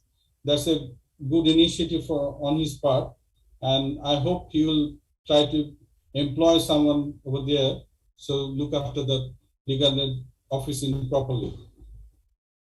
Third, usually the legal aid officer sits at the district court, and Justice Emmanuel has said about that the legal aid officer, if they can sit in the Upojila in rotation basis, then the poor people can go to the place easily and can take help from the legal aid office. So my expectation is that the legal aid office will be a hub for mediation, which help to curb the backlog of cases in the courts. And finally, public awareness need to be created for promoting mediation. To that effect, special programs on mass media like radio, TV channels, newspapers may be featured. Social media like Facebook may also be of tremendous help. Additional legal aid office in the district court can also work as a cell in informing people about the benefits of mediation. Adequate training for mediators and arbitrators should be arranged from time to time, which the BIMs are doing at the moment. And I hope that they will also arrange training for the lawyers. Then they will be encouraged to be a professional mediator in addition to their legal practice. Reasonable fees, as I mentioned earlier, that lawyers do not want to cooperate with the court about mediation due to fear of losing their income. In this situation, I suggest a standard amount of fees may be set consensually in every district for mediation. Now, for practical reasons, arbitration is not working properly. Let me share my real life experience regarding arbitration. While I was practicing as a lawyer, I had the opportunity to conduct many arbitrations as a lawyer. And many of them still, it took around 7 to 10 years to complete the arbitration proceeding. And I heard that some of them are still pending. So you can easily understand what is actually happening in arbitration in Bangladesh. However, some proceedings have been completed in due time, but the problem is award is not final. As against the award, there is a provision of appeal in arbitration. As per Section 39 of the Arbitration Act 2001, award is binding, but it can be challenged and can go to the appellate division. So in present days, arbitration is expensive as well as time consuming, and therefore I feel it is right time for the legislatures to think about the changes needed in Arbitration Act 2001, considering the present scenario of judiciary. Contrary to arbitration, as you have heard, that no appeal or revision lies against the compromise decree or order, which has been resolved through mediation. So it is like win-win situation, less formal, less expensive, time bound by law. Definitely it will help to reduce the backlog of cases. Therefore, considering the benefits, I believe and also endorse the view of Honorable Justice Iman Ali that in the context of Bangladesh, mediation would be the best of possible option to overcome the backlog of cases. Litigation should be the last resort. Now, let me tell something about online mediation during pandemic. Now, in fact, since 2020, due to pandemic, whole world is in crisis. The functioning of courts have been particularly hindered all over the world. All the courts are functioning virtually in Bangladesh. Our methods of alternative dispute resolution, like mediation, which is flexible that even during a pandemic can provide litigants and backlog courts some much needed relief. In response to the COVID-19 crisis across the whole world, the Western countries are increasingly using different forms of technology and online dispute resolution platform for mediation, which allow the parties to negotiate remotely, maintaining social distancing by virtually using smartphone, tablet, computer, or other similar technology, practically from any location. Now, it is very natural that everything has good and bad side. In mediation, some difficulties that there are no guarantees about the success of mediation. If the other side is adamant that they are right, refuses to listen to what you have to say, or won't agree to mutually beneficial terms, then the case could end up going to court anyway. Sometimes you might want to go to public as because mediation is confidential, but in some cases, this might not work in your favor. If you have been accused of something publicly, then you may want the public vindication that comes with a court case. There is, of course, no one-size-fits-all solution, and understand that mediation should not be viewed through rose-tinted glasses. However, in most of the cases, the rate of success is high, as it can bring a satisfactory solution among the parties to the dispute. It helps to reduce the pressure on judiciary. We all are aware about the common course in the judicial domain, said by William E. Gladstone, that justice delayed is justice denied. Also, Martin Luther King Jr. said, injustice anywhere is a threat to justice everywhere. Every citizen is entitled to have access to justice. Delayed justice even sometimes fails to give proper remedies to a winning party.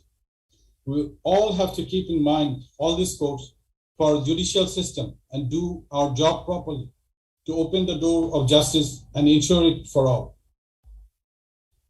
Our economy is developing very rapidly. Many foreign companies are now investing in Bangladesh. Therefore, effective steps towards alternative dispute resolution is needed to make Bangladesh an investment-oriented country. I believe that Bangladesh government will continue to strongly support the use of mediation and encourage efforts to develop the field of mediation through research, studies, and training, and will help to create a better business-friendly environment by establishing an international mediation academy in Bangladesh. I believe it is the high time to be a signatory of Singapore Convention for Bangladesh, as rightly suggested by Justice Geeta Mittal while delivering her speech yesterday. The United Nations General Assembly adopted the convention on 20 September 2018. It is known as the Singapore Convention on Mediation, also the first UN treaty to be named after Singapore. The Singapore Convention will provide a more effective way of enforcing mediated settlements of corporate disputes involving business in Bangladesh and other signatory countries. Till that, I think the convention has 53 signatories, including India, China, Maldives, Sri Lanka, and USA as well. Prior to the Singapore Convention, an international mediated settlement agreement lacked enforceability in and of itself. The Singapore Convention will facilitate international trade and commerce by enabling disputing parties to easily enforce and invoke settlement agreements across the borders. Business will benefit from mediation as an additional dispute resolution option to litigation and arbitration in setting cross-border disputes. So, if we become a signatory, it will also increase the confidence of the investors to invest in Bangladesh, and it shall provide a positive signal to alternative dispute resolution. You have already heard from Tanushree Rai on Singapore Convention. I hope you will have the opportunity to hear from the next speaker, Ms. Madeline Tamey, more about Singapore Convention. Now, throughout the Western world, mediation is currently seeing a success rate of average 80%. I believe you, all the responsible judicial officers, will try to promote mediation by following the Supreme Court Judicial Reform Committee's circular and guidelines properly, which is already mentioned by Justice Imran. There is a saying that a good plan is work half done. Therefore, while referring the case for mediation, please explain the benefits of mediation. Then the litigants and lawyers will be encouraged for mediation, and thereby I believe we will be able to overcome this situation. Also, it is necessary to ensure the independence of judiciary and transparency of prosecution. And most importantly, corruption should have to be removed from judiciary to overcome the backlog of cases. Regarding ADR, our former late lamented Honorable Chief Justice of Bangladesh, Honorable Justice Mustafa Kamal, said, ADR is a non-formal settlement of legal and judicial disputes as a means of disposing of cases quickly and inexpensively. It is not a panacea for all evils, but an alternative route to a speedier and less expensive mode of settlement of disputes. It is voluntary and cooperative way out of impasses. I'd also like to quote Robert A. Bush, written in his book, Mediation and Adjudication, wrote that mediation is less traumatic, more human, and far more capable of healing and reconciliation than adjudication.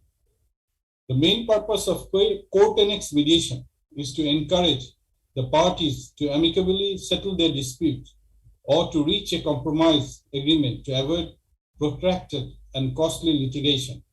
In this connection, it reminds me the famous words of the US President Abraham Lincoln, emphasizing the profound significance of ADR. May also be recalled.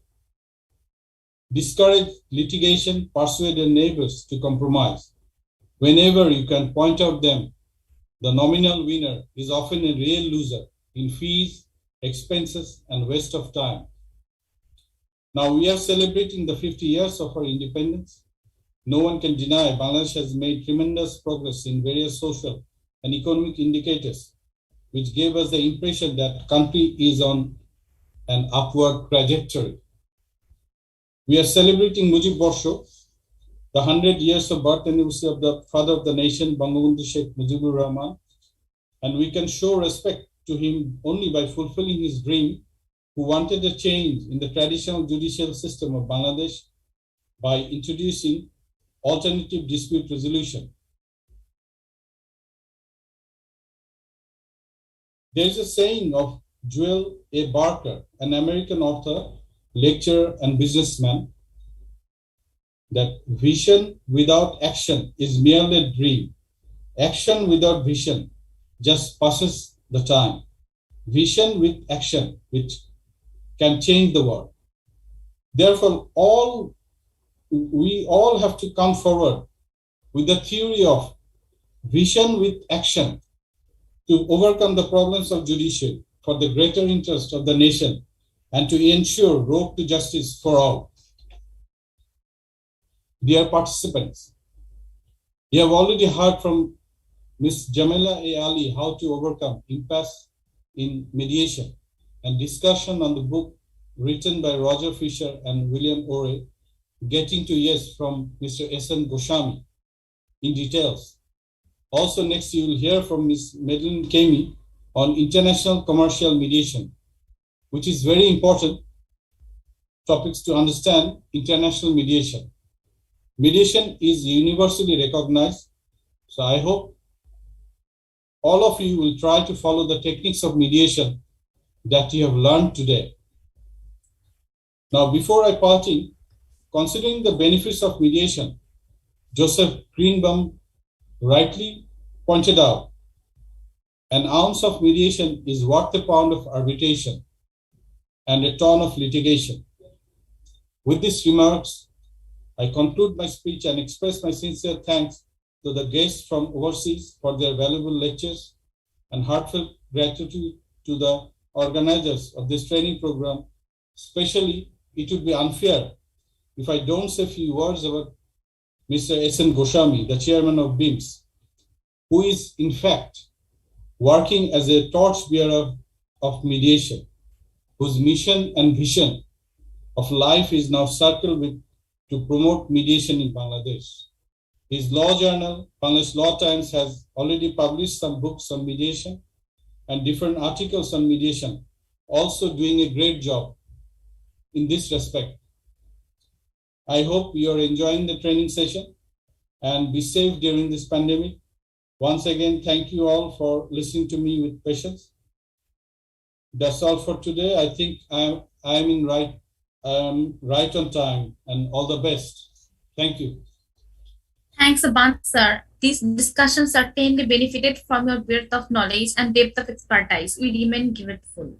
Just at the moment, I humbly ask Ms. Madeline Kimi, faculty member of BIMS and an international arbitrator, to discuss on international commercial mediation, future trends.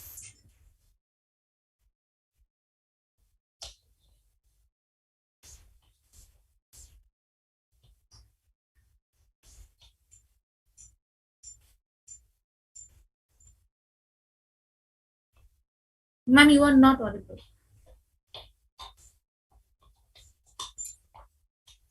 Thank you so much for that introduction, Anidita.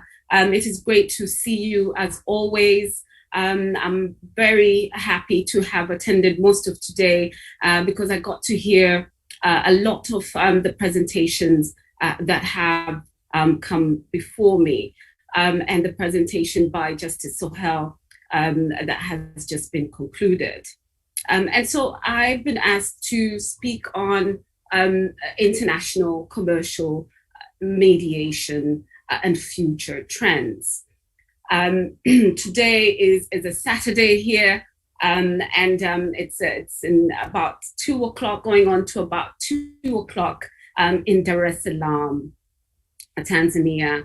I feel truly honored and always privileged to be asked to speak at this auspicious judges training. I've noted this is the 7th training, and it really is inspiring coming what is being done by the judiciary of Bangladesh. It's always a very great pleasure working with BIMS and, of course, Advocate Goswami, a very close friend. I am truly, as a young practitioner, very inspired by Advocate Goswami's commitment and energy that focuses on building capacity, building know-how, knowledge of this process. And of course, as I can see, the application of the process being adapted within the courts and, of course, Bangladesh as a whole, be it a small community or a large community, be it commerce or non-commerce. My heartfelt thank you to him, his organization, their organization, and also the judiciary for always giving me a welcoming hand. So I thank you. As I said, I'm speaking on international commercial mediation and current or future trends, whichever way you would like to accept. And of course, a lot has been touched on with my previous speakers, for example, Ms. Roy Chanushree touched on international or cross-border disputes, which I'll cover a bit more of by looking on institutionalization of mediation. And also, as we've just heard from our Honorable Justice Sohail about the online mediation that has become part of life now due to the outbreak of this pandemic that insisted on us being far and far away from each other. Indeed, we stand on the brink of technology, and the revolution, of course, has been expedited by the pandemic in terms of altering the way we work as mediators and altering the way we relate to one another in terms of disputes. And of course, the scale, the scope, the complexities, all these sort of transformations are unlikely to happen without that experience being shared or at least communicated amongst ourselves as communities that are interested in this field of work. So the key interest here and why I chose to present this is really the fact that in most jurisdictions, the phases that we have gone through in terms of mediation is that it consisted firstly on putting on a legal and qualification conditions within our legal frameworks. And most of our common law jurisdictions have done this. Then the second phase that I have noted is in mediation development was involving maybe enhancing of those of that broader use of mediation, enhancements of these applications of mediations. And then the current stage, I note, is that it is more onto going and moving towards institutionalization of mediation. And that degree of institutionalization will really depend on the uptake of having these infrastructures put in place that are able to complement the process. And so in my view, institutionalization of, I don't know how I woke up, I cannot say institutionalization of mediation, the more it increases the chances of communities opting into this kind of amicable resolution mechanisms. And it is evident, not only is it institutionalization by our judiciary in terms of court and next mediation, but also in broader sense of speaking of private institutionalization, such as the ICC, International Court of Arbitration, which also provides for mediation, administration of mediation. So we're seeing commercial or international commercial mediation gain its presence as a dispute resolution mechanism of choice. One, there's a lot of acceptance in the commercial space, being that the parties are seeing the end product work well, and we'll speak why it would be working well. The new Singapore Convention has really upped the confidence of the investors in terms of entering into mediated settlement agreements arising out of the investment agreements that they have entered in internationally. And so we will speak about that too.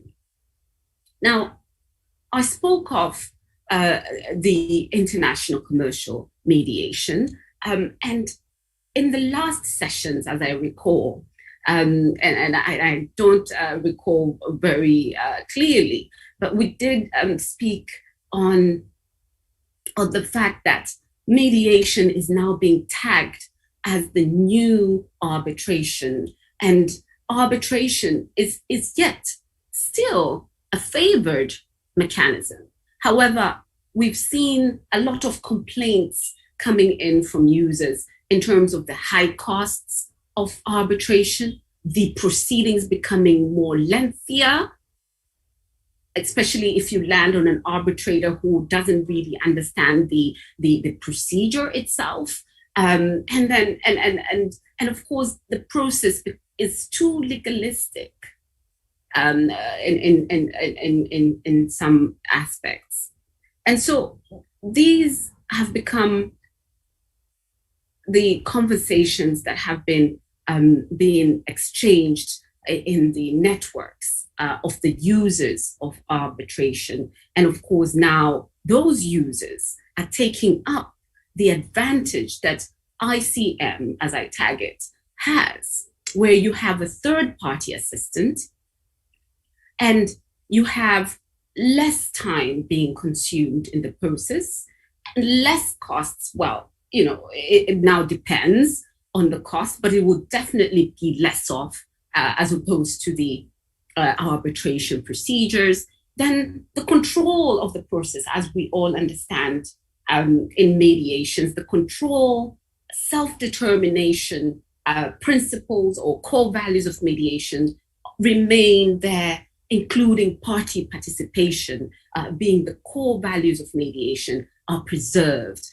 Not only preserved in terms of core values, but also the relations of those parties are maintained for future, maybe business interactions if it is. But if it's an investor and a state, then that is even more so a better picture to have, where that particular dispute is resolved between a state and an entity that has invested in that state. And it sort of forges that good relation with these investors who are able to give back to that to those people of that state in different formats. A good example is the Africanization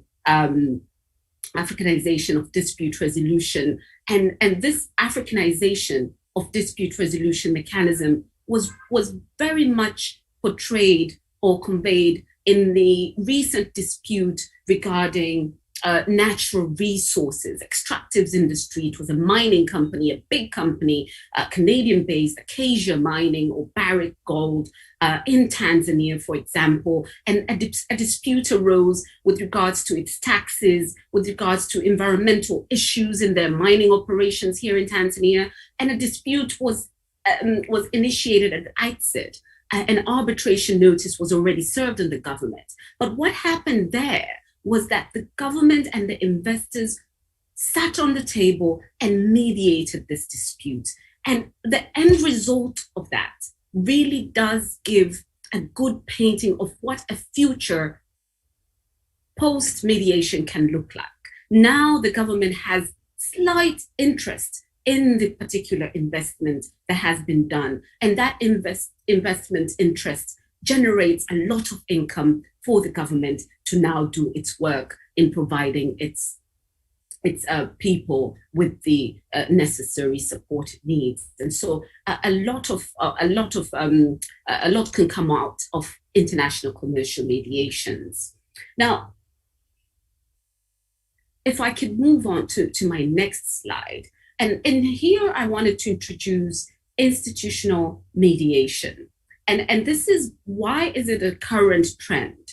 Why is it a current trend? Is that prior to the pandemic, for example, a lot was being done on mediation. Now, mediation became more effective at the time of the pandemic because businesses saw that even if they did go into the adversarial processes, they might not be in a position to settle if it's a judgment or if it's an arbitral award. The chances are very low, and so they opted that it is best to minimize the risk to go through the process of mediation. And so the mediations are provided by institutions such as the ICC, and I have there in front of you a clause which may trigger a mediation under the ICC rules. These rules provide for a flexible procedure aimed at achieving a negotiated settlement agreement, of course, with the assistance of a neutral facilitator.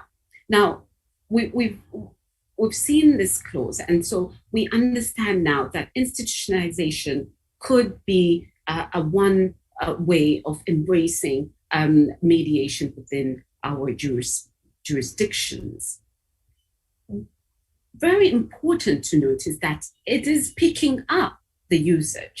Even in as you can see the statistics there of the 2020 ICC dispute resolution statistics, in 2020, if I could read the slide in front of you, a record number of 45 new requests were filed with the center under these particular rules. The term mediation in these particular rules is that it includes any amicable settlement technique or combination of techniques that the parties may prefer. All requests in 2020 were referred to mediation. So this particular institutionalized framework includes even the fact that if you have a hybrid clause, then this particular rule can accommodate the proceedings as mediation proceedings under the ICC. And so we can see there, of course, with the Asia and Pacific having about 30 parties refer to mediation under the ICC mediation rules. And out of those 30, 27% was the overall number of parties. Now, investor-state mediation, as we spoke about, also has its own infrastructure put in place. And the ICSID is moving away. And if you read on current trends in investor-state mediation, what we're seeing is that the International Center Settlements and Investor Disputes, ICSID, mediation is being discussed very much so to replace conciliation. Why? There has been underutilization of conciliation. Now, the ICSID has had conciliation rules dating back, I think, the beginning of it all. Now, only 14% of cases go the route of conciliation. So they went onto the table again and went on to discuss why was this the case? Why are investors finding it unsuitable to utilize conciliation? And why has the uptake not been more than the 14% noted? Now, under those particular stats, 35% of cases were settled without a full-blown mediation, a full-blown arbitration, meaning that parties in investor-state disputes were engaging in mediation and not conciliation, because that 35% were settlements arising out of mediation. And so with this new review that is being conducted of the ISDS system, the International System for Dispute Settlements, now the conversation was that we need to introduce a new dispute resolution mechanism, and mediation was at the top of the agenda.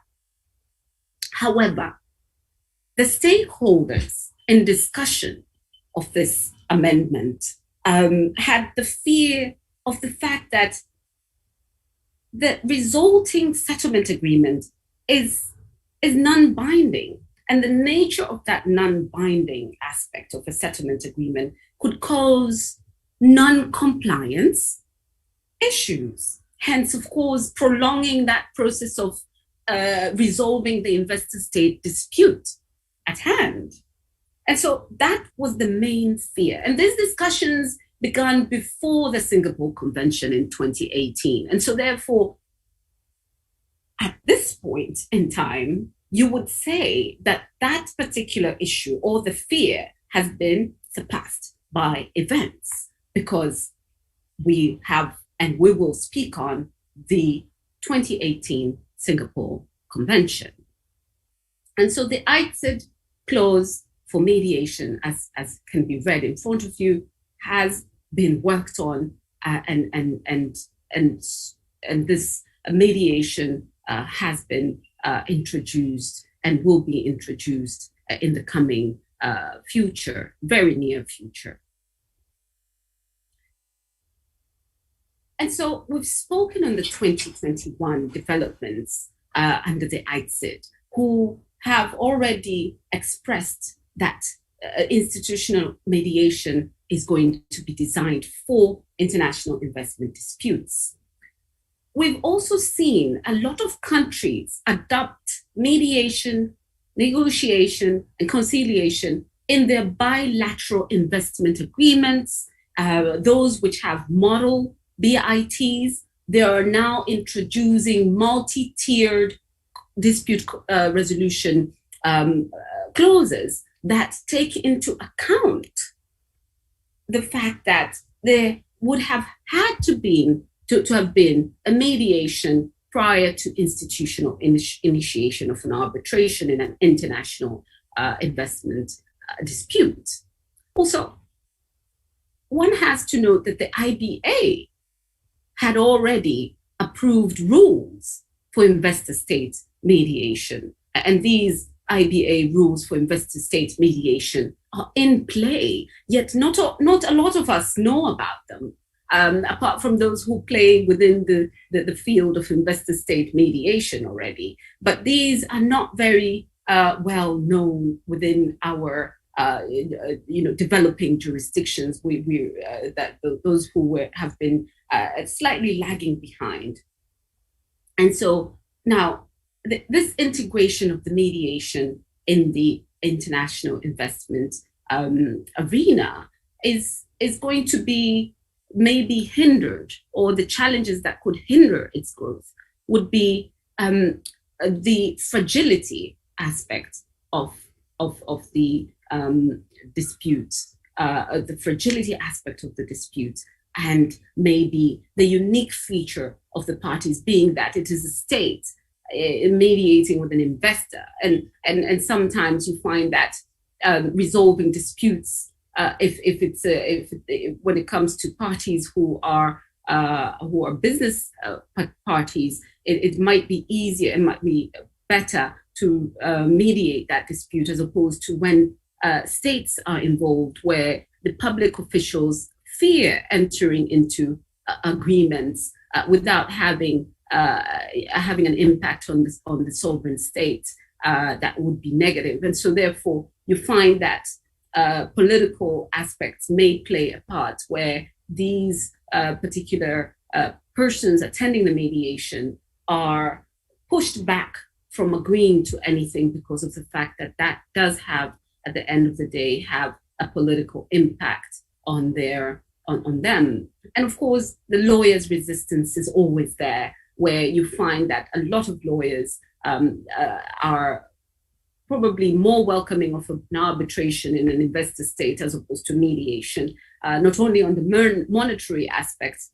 but also on other aspects that we've observed when it comes to lawyers' resistance. So then we touched on the hybridness of the ADR clause, and these hybrid mechanisms refer to processes that involve and combine more than one dispute resolution proceeding or mechanism. And hybrid mechanisms have the potential to reduce and minimize the disadvantages associated with the failure to either reach a resolution or at least the ends of natural justice. And so we have two types portrayed in front of you: the overlapping med-ab, where the med-ab is really a separate neutral expert, a mediator starts off with the mediation, and then the ab-med, where it's the opposite of med-ab, and that starts off with the arbitration, whereby the arbitrator will pass an arbitral award, which is kept sealed and later proceeds with a mediation. And in a med-ab method, mediation as observes during those exchanges, the arbitrator attends the joint exchanges and reviews the documents around the particular issues of contention. And in these two different types of hybrid ADRs, one may note that in investor state and also international commercial mediation, you find to have hybrid clauses appear in commercial contracts in a number of ways. And it could be a med-arb or an arb-med, or it could also be an agreement that parties enter into post a dispute arising, agreeing to attempt both procedures in resolving that dispute. And this is an example of a hybrid ADR clause that gives the way that CEDR, the UK CEDR, Centre for Effective Dispute Resolution, model procedure on mediation, and how one could draft the ADR, the hybrid ADR clause under their institution. Now, with the hybrid ADR clauses, a study was done in, I think it was 2020. In front of you, the statistics from the Singapore International Dispute Resolution Academy, SIDRA, and more respondents used hybrid mechanisms, meaning 27%, as you can see there, than standalone mediation, and fewer compared to arbitration and, of course, litigation, as seen there. And so hybrid mechanisms are becoming more and more trendy.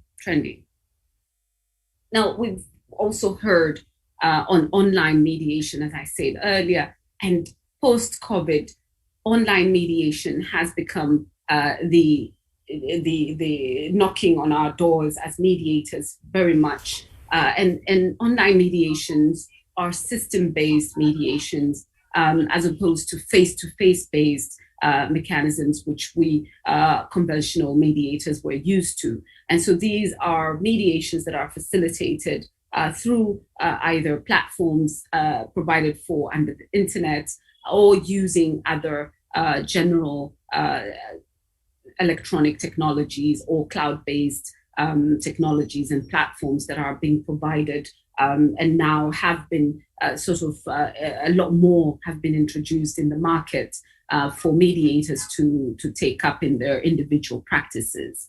And so online mediation has become very much trending in the space of international commercial mediation. And why is that? Because the advantages of these online mediation is that they are more convenient and allows for greater flexibility, meaning that even the time zone issue could be worked out pretty much by using your Zooming or your Microsoft Teams, or if a more complex portal is adopted, then these issues are easy to fix as long as you have that technological assistance. Then they're cost-effective and innovative alternative to conventional in-person mediation. Expands your client base. And so with mediations online, you can really be able to reach out to clientele, even those which are beyond your borders. And of course, reducing your carbon footprint is one of those important aspects of online mediations, meaning that you wouldn't have to get on a flight and get to your destination anymore. So this is environmentally friendly for us all. And of course, those who are disabled also could be brought into the picture in a more smoother or more conducive manner, being that it is an online use of mediation. And so they could dial in from really anywhere they are situated. And so these are the advantages of online mediation. And that's why it has become a trend for the ICM space. The disadvantages, of course, we are pretty much aware of them, because the conventional absence of, or the conventional way was used, we were used to that. So the absence of the face-to-face poses sort of a threat of perceiving a process as maybe unfair, or producing some negative emotional feeling towards maybe the mediator or the other part. And so it could dehumanize the process, and that could also affect the end result of your mediation. Also, we know that in an online mediation, distractions could happen. One could fall off, the technology, meaning that maybe their Wi-Fi is not as good as they thought it would be. There are issues of Zoom bombing. We've seen this as well, where the confidentiality aspect is sort of is diminished in aspects of the technology that is being used. And a lot more could happen on an online environment that could disconnect parties. And as you can see there, distractions, a lack of control that the participants can have, and that could be a very difficult position for the mediator to handle such issues. What I advise when I'm doing an online mediation is that you must, as a mediator, have that pre-hearing conference, at least, or pre-mediation conference with the parties to ensure that, one, you are aware of the platform that you're using, that the parties are comfortable with the platform. And with that also meeting, the preliminary meeting, you build rapport and trust for that mediation prior to you conducting the mediation online. And so it's very important to conduct the pre-mediation conference, especially when you're going to be adapting an online mediation process. A lot has been done in the space, especially in the past 2 years or 3 years, where you have the UNICITRO technical notes on online dispute resolution, not only being silent on security, but also providing for the kind of support functions that an ODR provider should observe. And because of the silence in cybersecurity issues, in 2020, the Chartered Institute of Arbitrators issued a guidance, and in that guidance on virtual proceedings, and Note 1.5 sort of provided for cybersecurity levels and provided for certain considerations to be taken up by the parties, and of course they're neutral when they're going to be conducting remote proceedings, such as an online mediation. The UNICITRO notes on confidentiality, they do provide for confidentiality as I introduced them. They do provide under that section in Note 53. Be sure to review confidentiality issues, especially in your opening statements, and make sure that this is well understood at the very outset. Understanding, of course, also the jurisdiction that you're working in as a mediator. And of course, the CIAB guidance also provides for what kind of chosen attendees or non-attendees can be listed in a particular format, so that you are aware who is in the virtual room and who is not in the virtual room. Are they supposed to be in the virtual room? Is there chances of confidentiality breaches? If they are, and if you don't have the consent of the parties for them to be there, then that's going to be an issue that may arise later. And so I think the CIAB guidance notes were issued right on time, because the need for virtual caucuses was also covered in these notes, and it gives us pretty much a good starting point for mediators who are conducting virtual caucuses on how to transition between the joint sessions into the breakout rooms that are provided for in the platforms that they're utilizing. And so these notes came about at the right time. Now, moving on to the Singapore Convention, I think, we are all pretty much excited about the Singapore Convention. It of course needs time to be understood and implemented within our respective jurisdictions, but it really came about at the right time because of the challenges that were being faced in the international commercial mediation space. These kind of disputes have cross-border complexities, as outlined in that slide.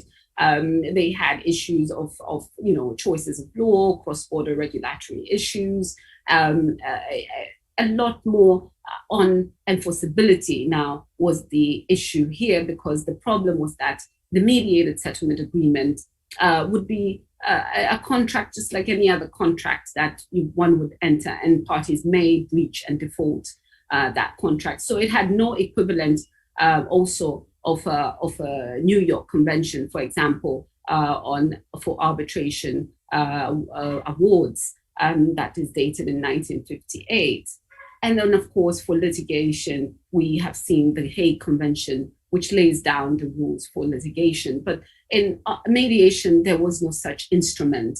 And such instrument became of utmost importance when the growth of international commercial mediation started picking up as a means of complementing or at least replacing the fragile investment arbitration system that is currently being revamped due to those destabilized commentaries that were posed by states to the UNICITRAL on that particular system.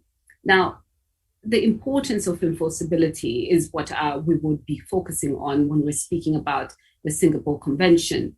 And in 2016, as you can see there, in 2017, the International Mediation Institute convened the Global Pound Conference. And in a survey that they did, lack of a universal mechanism to enforce a mediated settlement, 2019, it found that users of dispute resolution preferred using arbitration to resolve international disputes because of the expedited enforcement mechanism provided for under the New York Convention, and that users had inclination towards hybrid dispute resolution mechanisms, which we've discussed before, such as ARB-MED or MED-AB, as it allows them to preserve business relations whilst also ensuring finality and enforceability. So this was sometime in 2016, 2017. And the report came on the survey in 2019. And during the signing of the mediated settlement agreement in 2018, the working group chair and a member of the UNICITRAL working group and the Singapore chair, Lim George, indicated this in his address and say most mediators will tell you enforcement is usually not a problem if the mediation is conducted properly and the parties understand their obligations under the terms of the settlement. However, there's a small percentage of the cases after agreeing, a party may find it difficult to comply with the terms of the settlement and fails or refuses to do so. This is where the ability to enforce a mediated settlement becomes useful. Once enforcement becomes possible under international convention, mediation will gain better traction with businesses. The ability to enforce a mediated settlement internationally will encourage parties to become or to come to the table to mediation. And so mediation will now be having teeth. And so this was really a great invitation. And so therefore, the UNICITRAL law international on international commercial mediation was achieved in 2018 on the 12th of September 2018, where it was sitting in Singapore, and the UNICITRAL committee agreed to call it Singapore because they did sign it in Singapore. Now, this convention provides a uniform, efficient framework for the recognition and enforcement of mediated settlement agreements that resolve international commercial disputes akin to the framework of that New York Convention that we've been speaking about. Now, remember that we only have 55 states that have signed the Singapore Convention thus far. The Singapore Convention, for example, for the African states, we have Uganda, Rwanda, Nigeria, and in the Asian space, we have India, Sri Lanka, Singapore, Malaysia, and a couple more. Now, this means that more and more states are signing up into the convention. The New York Conventions at this point in time, since 1958, has about 168 states. And of course, that has made it to be tagged the key instrument in international arbitration system.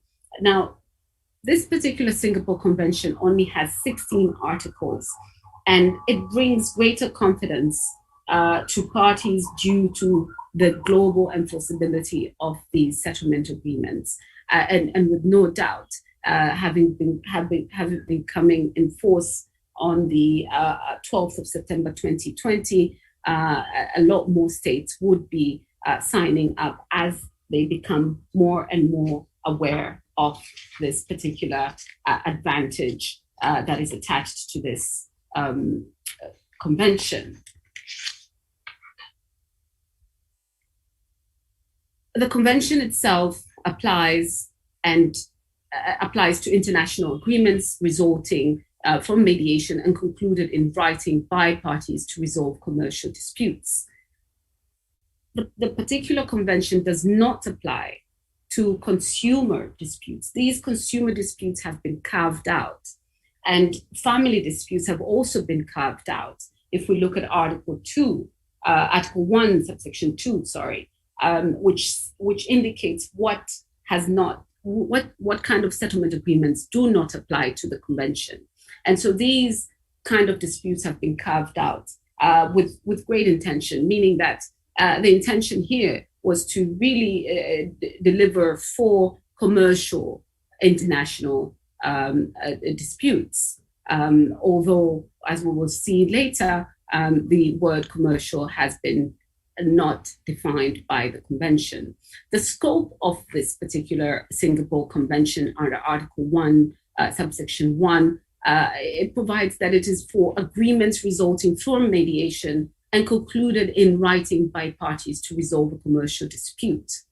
And whether the internationality of the settlement agreement should be assessed at the time of the conclusion of the agreement to mediate or at the time of the conclusion of the agreement is set out in this particular provision. And these terms are also defined. The international, writing, and commercial are properly defined in the particular convention, also looking at the model law to assist us. For example, the UNICITRAL model law used the term conciliation, and with the understanding that these terms are interchangeable. However, commercial mediation in the Article 1 of the model law 2002, it provided that an international commercial conciliation, except as otherwise provided in those subsections, if a mediation is an international commercial mediation, the mediation is governed by the model law. So basically, there was this interaction between these two terms, conciliation and mediation. Now, the model law in 2018, Article 1, subsection 3, then further went on to say that the mediation would be a process where referred to by the expression mediation, conciliation, or an expression of similar import, whereby parties request a third person or person to assist them in their attempts of amicable settlement. And so therefore there was this interchangeable use of these words. However, the definition provided for under the convention, Article 2.3, tags it to be just a mediation and keeps it that way. And so defining the term mediation, the convention disregards any difference between whether that exists as a mediation or a conciliation, and by virtue of their interchangeability. And so it does provide for a more definitive approach to mediation, as opposed to mixing up the two words there. Now we're preferring mediation because it is more common along the way the scholars and practitioners have been using And so this change of terminology needs to be noted very much so. Moving on to the words commercial under the Singapore Convention, what then would be commercial? This has been left to the national states to cover. The word commercial has been left to the particular jurisdiction that would be, or the state itself. Or we could now go and look back at the model law, which under Article 1 of that model law, subsection 1, provides for a very lengthy commercial, what commercial is.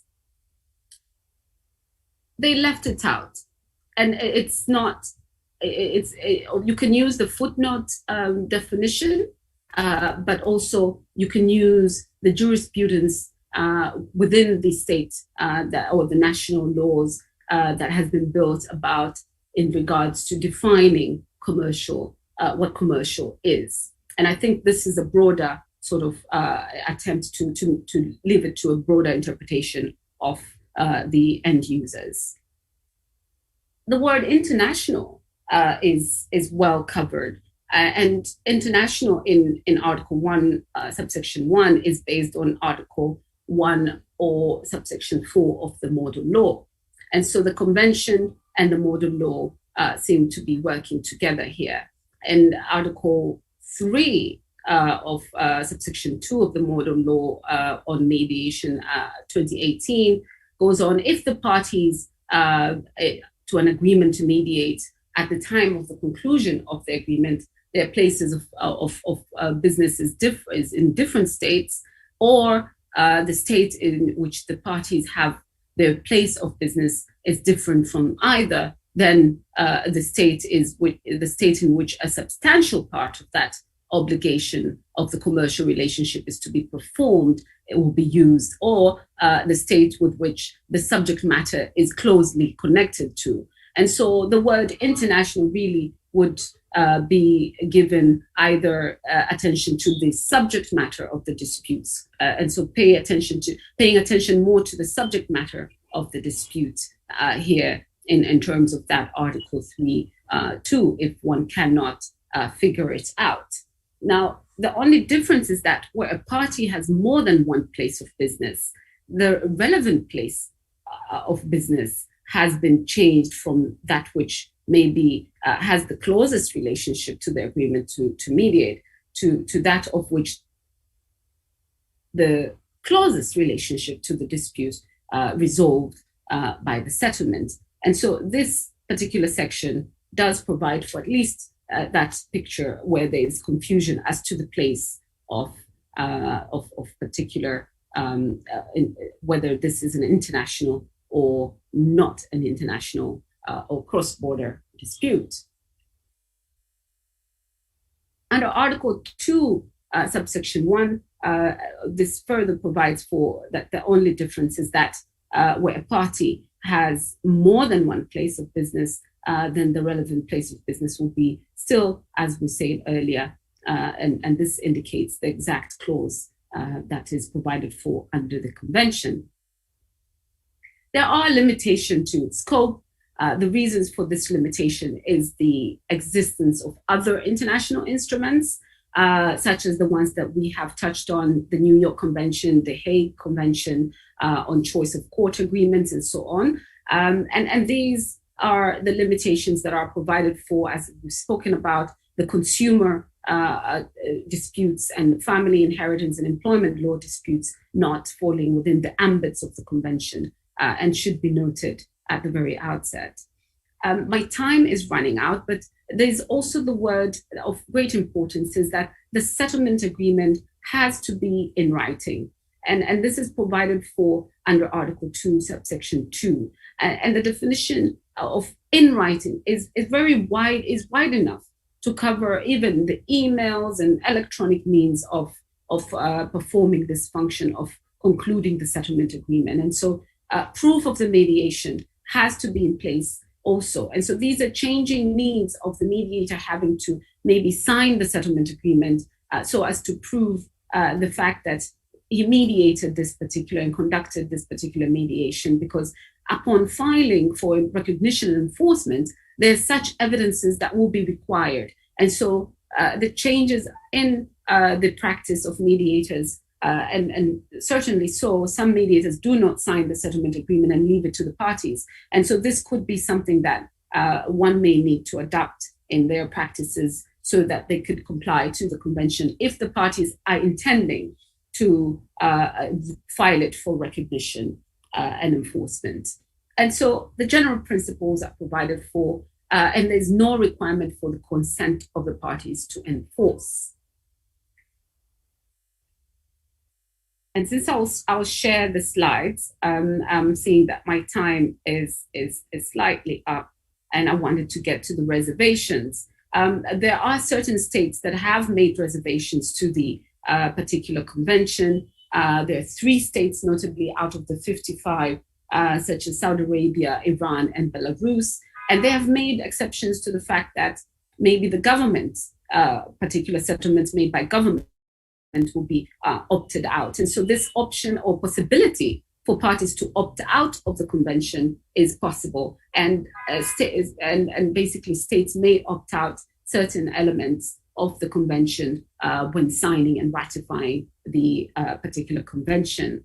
So the key takeaways here is that the Singapore Convention is now in place, and it would have the same sort of standing with the New York Convention on International Commercial Arbitration, and that it is gaining that increasing popularity and relevance in not only in our respective states, but also globally. And so I would like to end there. Thank you very much.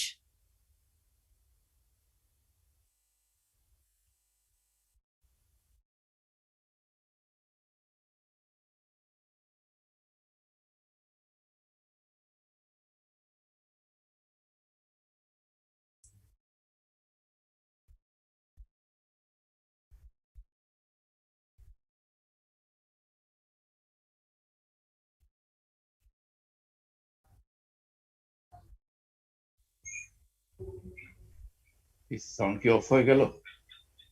Yes.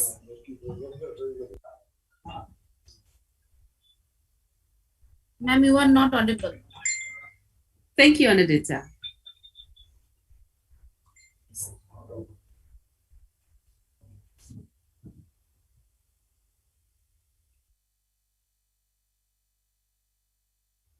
Thank you, Anadita. I have concluded the presentation.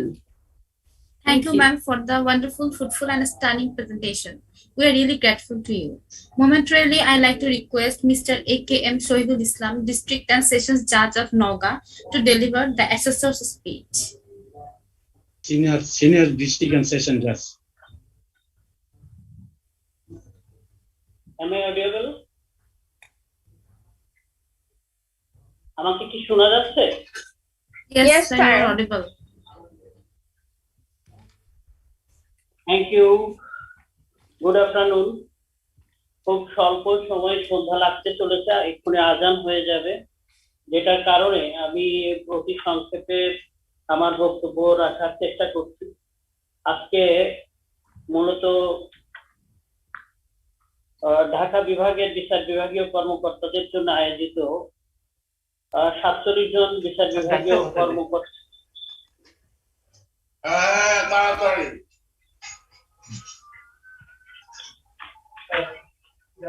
কর্মকর্তাদের নিয়ে 2 দিন ব্যাপী 12টি session আমরা শুনেছি। ইতিমধ্যে mister S N. Goswami ওনার পূর্বে যে সমস্ত বক্তারা বক্তব্য রেখেছেন তাদের বক্তব্য সামারাইজ করেছেন, এবং পরবর্তীতে honourable justice Ahmed Sohel sir বক্তব্য রেখেছেন। মূলত আমরা এই বক্তব্যের মধ্যে যেটা আমরা পেয়েছি, তার সঙ্গে আমাদের senior most judge of the Appellate Division, Honorable Justice Muhammad Iman Ali স্যারের বিষয়বস্তু একই ধরনের ছিল, যেটার কারণে আমরা এর মধ্যে একই ধরনের বক্তব্য এখানে আমরা শুনেছি। মূলত ওনারা আমাদের সামনে আলোকপাত করেছেন যে বাংলাদেশে যে সমস্ত আইনে মিডিয়েশন প্রচলিত আছে সেই বিষয়গুলো আমাদের সামনে উপস্থাপন করেছেন, কিভাবে করতে হবে, এটার লাভ কি এবং এটার করলে কি হয় সে সম্পর্কে ওনারা সুন্দরভাবে উপস্থাপন করেছেন। এই বিষয়ে আমি একটা বিষয় বলতে চাই। প্রথমত মিস্টার এস এন গোস্বামী, আপনি আপনার বক্তব্যে কিন্তু এটাকে বলেছেন ভিউ এক্সচেঞ্জ। আসলে ভিউ এক্সচেঞ্জ হলেই ভালো হয়। আপনি জানেন যে আমাদের এখানে যে 47 কর্মকর্তা আজকে ট্রেনিং এ অংশগ্রহণ করেছেন তারা মূলত মিডিয়েশন সম্পর্কে তাদের পুঁথিগত বিদ্যা আছে। এর মধ্যে অনেকেই নতুন জজ দেখা যাচ্ছে, আর যারা যুগ্ম জেলা জজ এবং অতিরিক্ত জেলা জজ আছেন, আর 2 জন জেলা ও দায়রা জজ আছেন। তো ভিউ যদি এক্সচেঞ্জ হতো তাহলে একটা জিনিস এখানে আমরা পেতে পারতাম, সেটা হলো যে আমাদের মধ্যেও অনেক সুপ্ত প্রতিভা লুকিয়ে রয়েছে এবং এই সুপ্ত প্রতিভা যারা এখন বিচার বিভাগে কর্মরত রয়েছে, প্রতিদিন তারা এই সমস্ত বিষয় নিয়ে কাজ করতে গিয়ে যে সমস্ত সমস্যার সম্মুখীন হচ্ছেন, তারা যদি তাদের এই সমস্যা তুলে ধরতে পারতেন তাহলে হয়তোবা একটু আমরা সমৃদ্ধ হতে পারতাম। একজনের সামনে যে সমস্যা উপস্থাপিত হয় অন্যজনের সামনে হয়তো সেই সমস্যা উপস্থাপিত হয় না। এ ধরনের ট্রেনিং সেশনে আমাদের যদি দ্বিমুখী সেশন হয় তাহলে খুবই সুবিধা হয়, যা আমরা পেয়েছি অনারেবল জাস্টিস মোহাম্মদ ইমান আলী স্যারের সেশনে। তো এরকম হলে আমাদের সেশনটা ফ্রুটফুল হতো বলে আমার বিশ্বাস। তবে আমি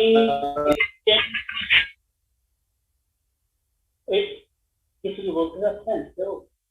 তবে এই ট্রেনিং সেশন মূলত ইন্ট্রোডাকশন টু ইন্টারন্যাশনাল মিডিয়েশনের উপরে হয়, মূলত ইন্টারন্যাশনাল মিডিয়েশন সম্পর্কে আমাদেরকে ধারণা দেওয়ার যে চেষ্টা করা হয়েছে, আমি মনে করি আয়োজকরা সেটার জন্য সাকসেসফুল হয়েছেন, যেটার কারণে বিএস এবং বিএস এর অন্যান্য যে সমস্ত কর্তৃপক্ষ রয়েছেন তাদেরকে ধন্যবাদ। আর আজকে আমাদের বিচার বিভাগীয় যে কর্মকর্তাদের অংশগ্রহণ করার জন্য কর্তৃপক্ষ অনুমতি দিয়েছেন, এর জন্য আমি আমাদের কর্তৃপক্ষকে ধন্যবাদ জানাচ্ছি।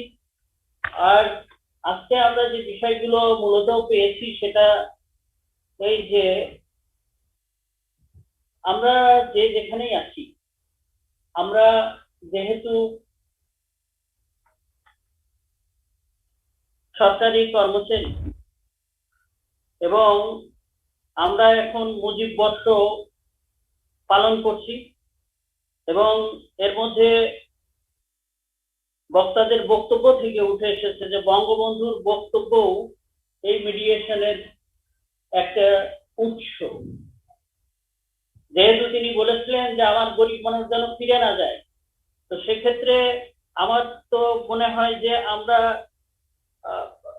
যেহেতু সরকারি কর্মচারী, আমার বেতন ভাতা হয় ওই সমস্ত গরিব মানুষদের ট্যাক্স থেকে, আর যে কারণে আমার দায়িত্ব হলো এই ব্যক্তিদের সর্বোচ্চ সেবা নিশ্চিত করা।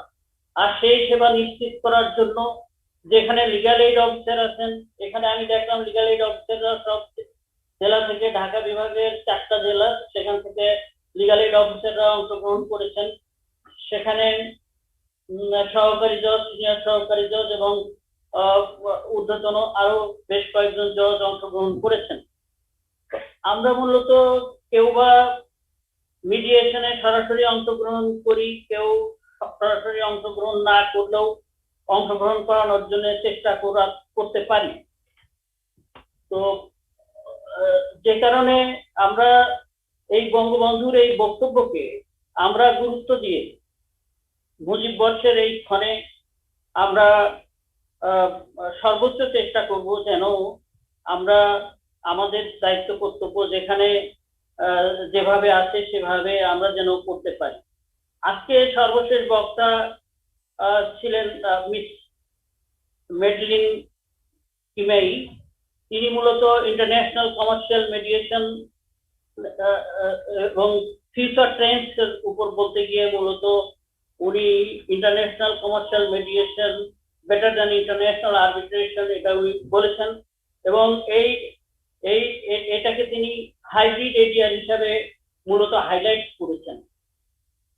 আমরা এবং তার পদ্ধতিগুলো যেগুলো উনি বর্ণনা করেছেন, সাধারণভাবে যে মিডিয়েশনের যে পদ্ধতিগুলো আছে আমরা শুধু সাম এক্সটেন্ড একটু পার্থক্য ছাড়া মোটামুটি ভাবে আমরা একই রূপ দেখতে পেয়েছি international commercial mediation.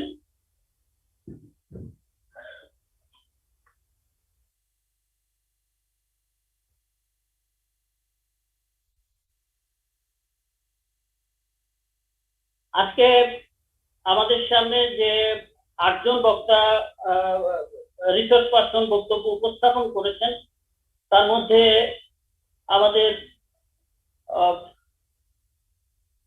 Mister Kevin brown, উনি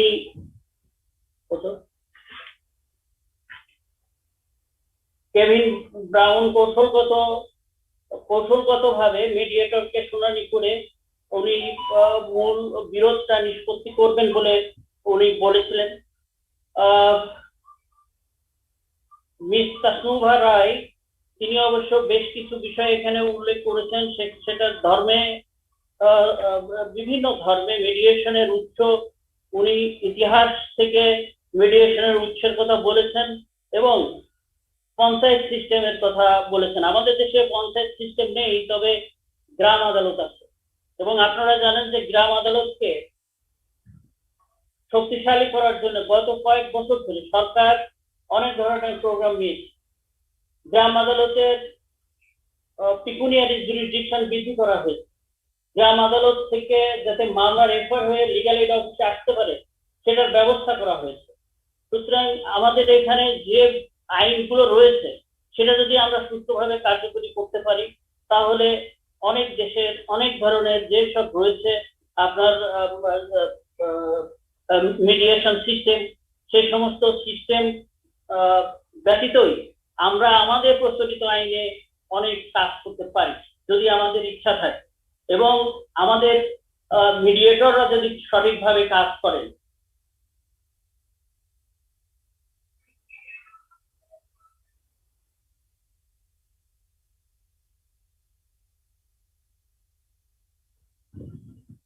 জামেলা এ আলী, উনি স্ক্রিন শেয়ার করে মিডিয়েশনের সংবেদনশীল অচল অবস্থার বিষয়ে উল্লেখ করে তার প্রতিবন্ধকতা দূর করার জন্য সুন্দরভাবে তিনি উপস্থাপন করেছেন।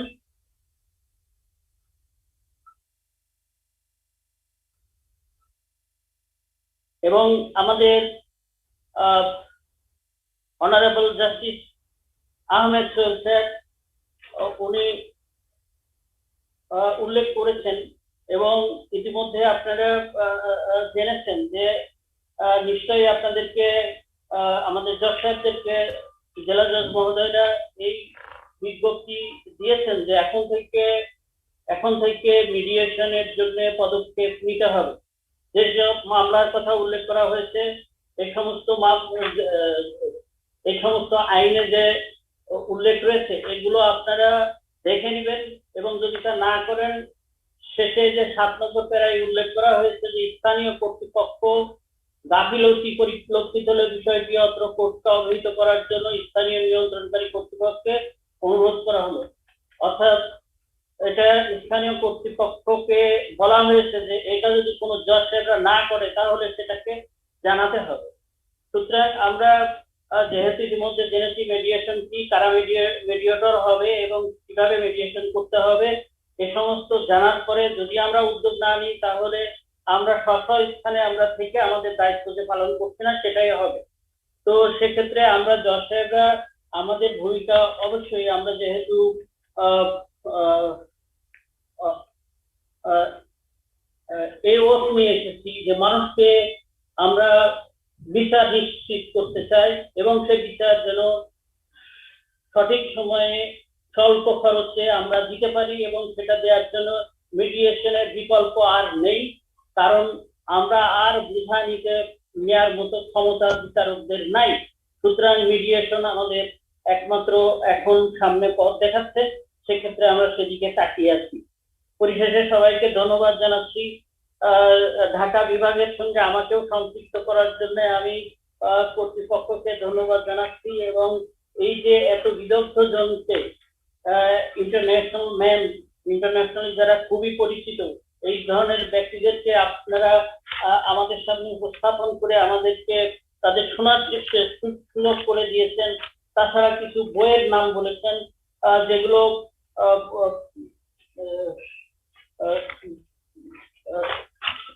বিশেষ করে আমাদের গেটিং টু ইয়েস নামের একটা বই আমাদের এস এন গোস্বামী বারবার বলেছেন, যা রজার ফিশার, উইলিয়াম উরি এবং ব্রুস প্যাটন এই তিনজন হার্ভার্ড নেগোসিয়েশন প্রজেক্টের ওনারা এটা পেশ করেছিলেন। এইগুলো আপনারা উপস্থাপন করেছেন, আমরা আসলে সমৃদ্ধ হয়েছি। আমি সমস্ত দর্শকদের পক্ষ থেকে আপনাদের অর্গানাইজেশনকে এবং আজকে যে সমস্ত রিসোর্স পার্সনরা উপস্থাপিত হলেন তাদেরকে আপনাদের মাধ্যমে আমরা ধন্যবাদ এবং কৃতজ্ঞতা জানাচ্ছি। আল্লাহ হাফেজ, আসসালামু আলাইকুম। Thanks a lot, sir, for the very impressive, remarkable, and stunning deliberation. In this meantime, I am inviting Mr. Khondokar Mohammad Rafiq Hasnain, learned advocate, Regional Director of Bangladesh International Mediation Society, Bangladesh Chapter, and an accredited mediator to convey thanks. আমাকে শোনা যাচ্ছে অনিন্দিতা? হ্যাঁ শোনা যাচ্ছে, you are audible. মাননীয় প্রধান প্রশিক্ষক বিচারপতি মোহাম্মদ ইমান আলী স্যার, তিনি অতি সম্প্রতি জাতিসংঘ কর্তৃক আন্তর্জাতিক মিডিয়েশন অ্যাওয়ার্ড পেয়েছেন। তার নেতৃত্বে আমাদের আজকে এই বিভাগীয় পর্যায়ের বিচার বিভাগীয় কর্মকর্তাদের যে প্রশিক্ষণ মিডিয়েশন সম্পর্কিত সেটা শেষ হলো। আমরা শুরু করেছিলাম উত্তরের রংপুর বিভাগ থেকে, আজকে সপ্তম পর্যায়, আজকে আমাদের সে সফল সমাপ্তি হলো। এটা আমরা বলতে পারি লাস্ট ইজ দ্য বেস্ট, এবং আমার মনে হয় এই সমাপ্তিটা ভালো হলো, সুন্দর হলো। স্যার প্রতিটা ক্ষণ, প্রতিটা সময়, প্রতিটা বিষয় আমাদের সঙ্গে ছিলেন, শুনেছেন, বলেছেন, জেনেছেন, জানাবার চেষ্টা করেছেন। আমরা স্যারের সঙ্গে থেকে এই প্রশিক্ষণে থেকে অনেকটা সমৃদ্ধ হয়েছি, উপকৃত হয়েছি। স্যারকে আমার বিমসের পক্ষ থেকে অনেক অনেক ধন্যবাদ, কৃতজ্ঞতা, এবং আমাদের এই পথ চলা আমাদের শুরু হলো বিচার বিভাগীয় কর্মকর্তাদের সঙ্গে, সে পথ চলা চলতে থাকবে অনন্তকাল, অনন্ত দিন। এই দেশে যতদিন পর্যন্ত জঞ্জাল বিচারের যে বাধা বিপত্তি শেষ না হবে, অতদিন বিচারের বাণী যতদিন পর্যন্ত নির্বিঘ্নে কাঁদবে, ততদিন পর্যন্ত আমাদের যাত্রার বাধাহীন চলতে থাকবে। আজকের এই প্রশিক্ষণে উপস্থিত আছেন মাননীয় এস এন গোস্বামী স্যার, তিনি বিমসের সভাপতি। তিনি বিমস নিয়ে কাজ করেন সারা বিশ্বব্যাপী, বিমসের প্রাণপুরুষ বলা যায়, যার ধ্যানে মনে জ্ঞানে সব সময় বিমস নিয়ে ভাবেন, মিডিয়েশন নিয়ে ভাবেন, এবং এই মিডিয়েশন নিয়ে মানুষকে প্রমোট করেন, সকলের সঙ্গে উৎসাহ দেন, আমাদেরকে নিয়ে পথ চলে। স্যার ছিলেন এই প্রশিক্ষণটা স্যারই মূলত সংগঠিত করেছেন, যদিও আমার দায়িত্ব ছিল। আমি অসুস্থ থাকার কারণে শুধু এই প্রশিক্ষণের সঙ্গে ওতপ্রোতভাবে সম্পৃক্ত থাকতে পারিনি। উপস্থিত আছেন সম্মানিত কোঅর্ডিনেটর জয়শ্রী সমাদ্দার, যিনি বিজ্ঞ জেলা ও দায়রা জজ, সিনিয়র বিজ্ঞ দায়রা জজ মানিকগঞ্জ। তার নেতৃত্বে তিনি অনেক কষ্ট করেছেন, তার নেতৃত্বে আমরা এই প্রশিক্ষণটা সংগঠিত করতে পেরেছি। তিনি প্রতিটি জেলা থেকে প্রশিক্ষণার্থী সংগ্রহ করেছেন, সব অফিসারদেরকে যোগাযোগ করেছেন এবং একটা সুন্দর প্রশিক্ষণের ব্যবস্থা করেছেন। সবচেয়ে বেশি আমরা উপকৃত হয়েছি রিসোর্স পার্সনদের কাছ থেকে। জাস্টিস আহমেদ সোহেল স্যার সাবলীল বক্তৃতা করেছেন, জাস্টিস কোরিয়ান জোসেফ, আর আমাদের আমি মানিক জোর বলি তনুশ্রী আর প্রিয়ঙ্কা, তাদের উপস্থাপনা সবসময় মোহিত করে আমাদেরকে, সকলে আনন্দ পাই এবং সেদের হৃদয়ে ধারণ করি। জয়শ্রী এবং তনুশ্রীকে তনুশ্রী তনুশ্রী এবং প্রিয়ঙ্কাকে অসংখ্য ধন্যবাদ আমাদের বিনসের পক্ষ থেকে। জাস্টিস গীতা মিত্তাল ম্যাম আমাদের কাছে এসেছিলেন, বিশেষ করে অত্যন্ত ভালো করে বক্তব্য রেখেছেন এই মিডিয়েশনের বিষয়ে। ডক্টর কেভিন বেরি ব্রাউন তিনি বক্তৃতা করেছেন। তারপরে তৌফিক মাহবুব সাহেব, যিনি পুলিশের মানুষ কিন্তু এভিডেন্স একটা এত সুন্দর করে আমাদেরকে বক্তব্য আমাদের মধ্যে উপস্থাপন করেছেন, আমরা আনন্দিত হয়েছি। সর্বোপরি যারা যারা ছিলেন, ম্যাডলিন ক্যামি তিনি অত্যন্ত সুন্দর উপস্থাপন করেছেন। ইমান আলী স্যার একটা চমৎকার ক্লাস নিয়েছেন। সব মিলিয়ে আমার মনে হয় এটা সফল হয়েছে। এই সফলতার পিছনে আরো অনেক কাহিনী আছে, অনেক লোক জড়িত আছে। বিশেষ করে ডিমসের সঙ্গে যারা জড়িত, আমাদের হুমায়ুন কবির ভাই, পঙ্কজ দা, মুক্তি দিদি, শারমিন আফরোজ, এর সবাই, তন্ময় রহমান, সবাই মিলে কাজ করেছেন পেছন থেকে, যার ফলে এই অনুষ্ঠানটা চমৎকার হয়েছে। আমরা স্বাধীনতার সুবর্ণ জয়ন্তী পালন করছি, আমরা জাতির জনকের জন্ম শতবার্ষিকী পালন করছি। আমরা একটা মুক্তিযুদ্ধের 50 বছর পরেও আজকে আমরা আমাদের বিচার বিভাগটাকে, বিচার ব্যবস্থাটাকে মানুষের উপযোগী করে তুলতে পারি। নানা কারণ আছে, নানান ব্যর্থতা আছে, নানান সফলতা আছে। আমরা এমন একটা জাতি, আমরা জাতি হিসাবে স্বাধীনতার 3.5 বছরের মাথায় আমরা এই দেশের জাতির জনককে হত্যা করা হয়। জাতির জনক বঙ্গবন্ধুকে নৃশংস হত্যা করেই শুধু ক্ষান্ত হয়নি ঘাতকেরা, তার পরিবার সহ সকলকে নৃশংসভাবে হত্যা করা হয়। সেই বিচারটাও যদিও আমরা সম্পূর্ণ করতে পেরেছি, কিন্তু এখনো সম্পূর্ণ কার্যকর করতে পারি। যে জাতির জনকের বিচার কার্যকর করতে 50 বছর পেরিয়ে যায়, অর্ধ শতাব্দী পেরিয়ে যায়, সেই জাতির কাছে বিচার ব্যবস্থাটা ঠিক তেমনি ভাবে তুলে ধরাটা কি রকম। কিন্তু আমরা জানি আমাদের দক্ষ বিচার ব্যবস্থা, দক্ষ বিচারকরা আছেন, কিন্তু আমাদের বিচারের পথটা বদলাতে হবে। সেই জন্য জাতির জনক যথাযথ নির্দেশনা দিয়েছেন। ওই বিচারের যে পথ, যেভাবে বিচার চলছে, এই জায়গা থেকে সরে আসতে হবে। আমাদের দেশে সমস্ত আইন হলো ঔপনিবেশিক আইন, ইংরেজদের সময়কার করা আইন।